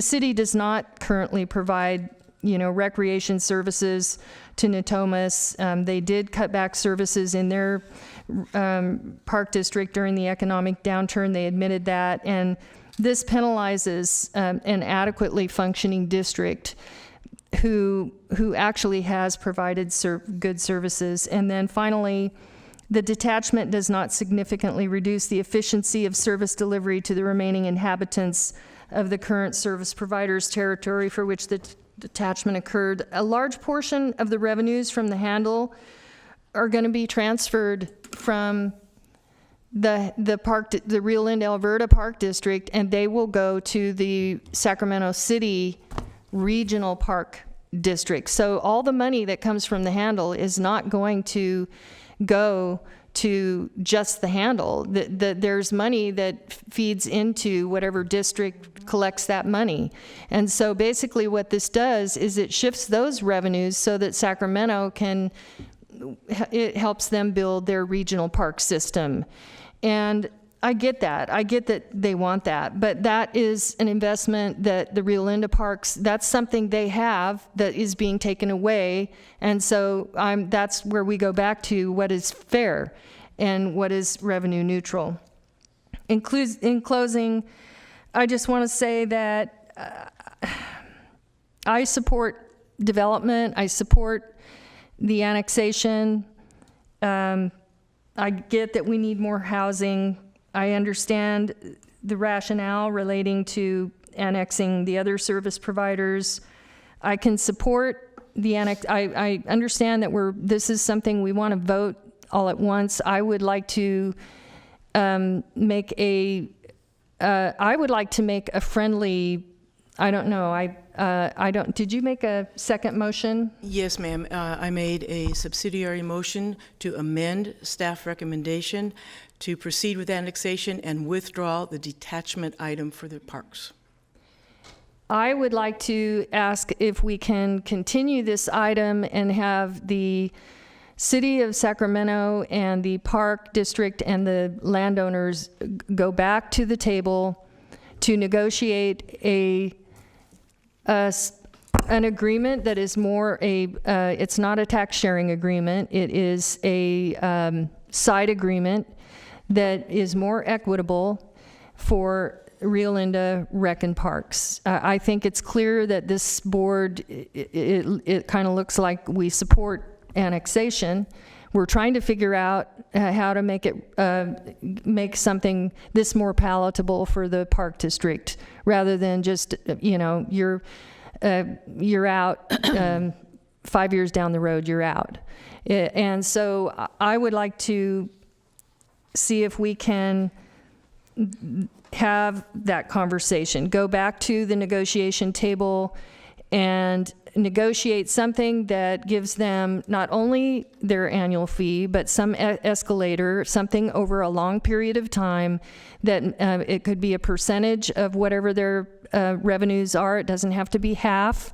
I don't know what that number looks like. It would have to be negotiated between the Park District and the city and the landowners. But surely we're close. We're close to everyone having a deal that's equitable and making it something everyone can walk away from. And I would like to see it go down that way. And so I'd like to, I don't know if this can be, is this the third subsidiary? Second subsidiary. Third motion to go back to the negotiation table. If you're talking about a third substitute motion, we have to vote on one of these motions before you get to unless three. the second one fails for lack of a second. If Gay Jones doesn't have a second, then it fails for lack of a second. You can make your substitute. Then that's clarified. So you want everybody to get together and talk about it some more. Right. I can, Clarify your motion. Gay Jones is making a motion to annex everything but the Park District. And is that correct? Yes, that is correct. I believe the statement would be to go forward with the annexation, but withdraw the detachment part of the recommendation. The detachment of the Park District. Correct. Just so the Park District. Just the Park District. So the Park District stays whole with contiguous boundaries with the potential future revenue from that area. Okay. And everything else proceeds with annexation to the City of Sacramento. I can second that motion, and I believe we have some more individual board members signed up to speak. So Chris can go before me. Commissioner Little. Like Commissioner Aquino, this is my first meeting, and I have to say it's been an interesting baptism in the LAFCo process. I appreciate the robust discussion we've had by all, and I support the annexation and detachment proposed by staff, and I would be opposed to this amendment. Okay. Commissioner Ashby. I will be as brief as I can. So my understanding is we have a substitute motion made by Commissioner Jones, seconded by Chair Frost. And that substitute motion has been stated. I will not restate it. My request is of my colleagues to please vote no on that item and understand that a yes vote for that item is unprecedented and untenable. It means that you would be saying that the city of Sacramento would not be allowed to provide their own park services inside the city of Sacramento. So I am asking you to vote no on the substitute motion and continue your support of yes on the primary motion once the substitute motion, should it fail. Thank you. Call the question. Yes, please, call the question. Okay, are we working on the substitute motion now? Yes. Okay. Calling the question on the substitute motion. So, all in favor of... We're pushing the buttons here. Pushing buttons. All in favor of annexing the city and not the park district?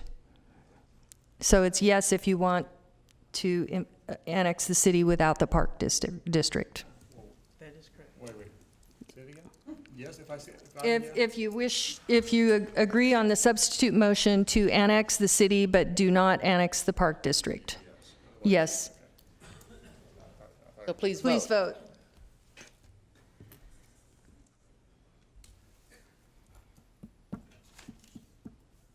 Okay, motion to annex the city without the park district fails. Can I ask for a clarification here? Patrick Kennedy isn't on this board. I think I'm Patrick Kennedy, because I'm not on there. I'm a lot cuter than Patrick Kennedy. It still fails. That's for sure. It still fails. Okay, this is Just for the record, that is correct. I'm Patrick Kennedy? Yeah, well, no, that Patrick Kennedy was a mistake, and it should have been question on the Angelique original Ashby. motion. Okay, I would like to make another substitute motion. We called the question on the original motion I just called the already. question on the original motion. We need to vote on that first. Can I make another substitute motion Take that vote first. prior to Take that that vote? vote first. Subsidiary motions take precedent.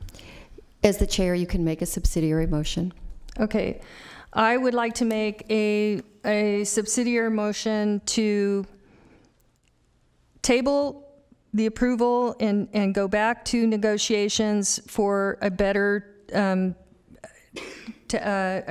side agreement that is more equitable for the Rio Linda Recreation and Park District, and then come back and vote on all of it all at one time.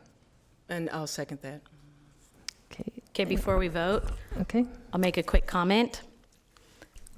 With all due respect, Chair Frost, you made the same request at the county hearing, the exact same request. Not the same request. Made This it- is a request for a side agreement. finish? It's not a request for tax sharing agreement. Let me finish. You asked the city to go back and talk to the Rio Linda Parks District again, and we delayed the county vote to do so, and there was no change. This has been discussed for over a decade. Nothing will change. Decades. Yeah, 2 decades. Agreed, thanks. So I am asking my colleagues again to please vote no on the substitute motion, and then calling the question on the primary question. And I'm asking, please vote yes out of fairness to the small district. Or delay. Okay. And my quick comment is all this is based on the Revenue and Taxation Code 99, which gives authority to the city and to the county to sit down and negotiate tax revenue sharing agreements. Special districts are not included, and that's part of the rub of this discussion that you're seeing now. Special districts are excluded from the authority for the negotiating table. Point of information.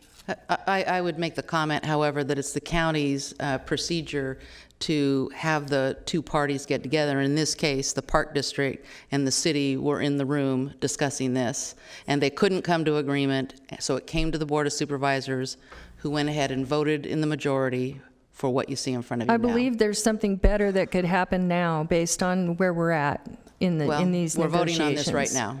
Okay, any other comments? What are we voting on? We're voting on approving all of them. Can we separate out? Just for the You record, already have a motion and a what you're second. voting on are the two resolutions before you to approve those, I believe. We're voting on my my Oh, substitute I'm sorry. motion. I'm sorry. The subsidiary motion. I apologize. Subsidiary motion to go back to the negotiation table. If you vote, please vote. If you wish to go back to the negotiation table and carry this forward to the next meeting or whenever. Okay, motion failed. I'm not doing good tonight, am I? Okay, now we have the original motion that was on the table, which was to approve the annexation and recommendation. Staff's recommendation. I would like to know if I can vote yes on the annexation and no on the annexation of Rio Linda, so that I would like to vote.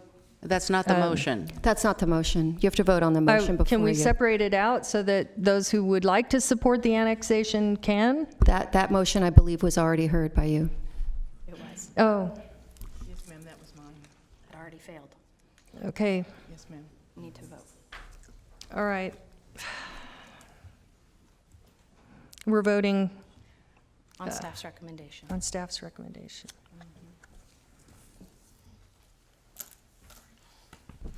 Okay.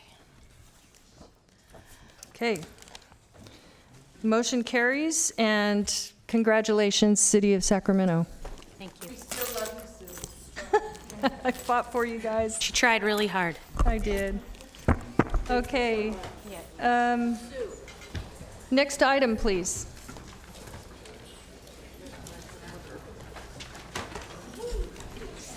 If we could please exit the chambers quietly, the meeting is still in session. The next item? Session. Can we postpone closed session for those of us who have early meetings in the morning? Yes, please. We'll continue it to the next meeting. Do you need a motion to continue?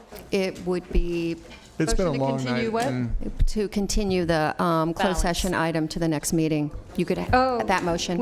This time sensitive that we have this closed session tonight? Is it Yes, imperative? we did. Say that again. Okay, thank you. Do we have a motion to continue? Do we have a motion? Did you move that? I'm moving to continue the closed session item to the next Okay, hearing. second Chair that. will second. Commissioner And a Greenwood quick will comment. second. Sorry. Who's our second? Please vote. Commissioner Greenwood. I have a request pending, just to make sure.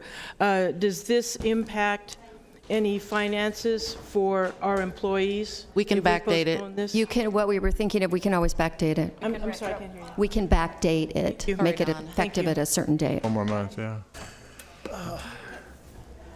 I got two more. Greenwood Are we and Little, voting please or not? vote. Chair, call for the Greenwood. Vote. Commissioner Greenwood. Please, okay, please vote. Thank you. All in favor, motion passed. Thank you. By the way, thank you very much for the plaque. That was very nice. All right. It's like, And with that, do you have any closing comments, Mr. Lockhart? No comments. I enjoyed the deliberations of the commission. Okay, any other comments from commissioners? I just want to thank my colleagues for your support of the City of Sacramento. Thank you very much. Okay.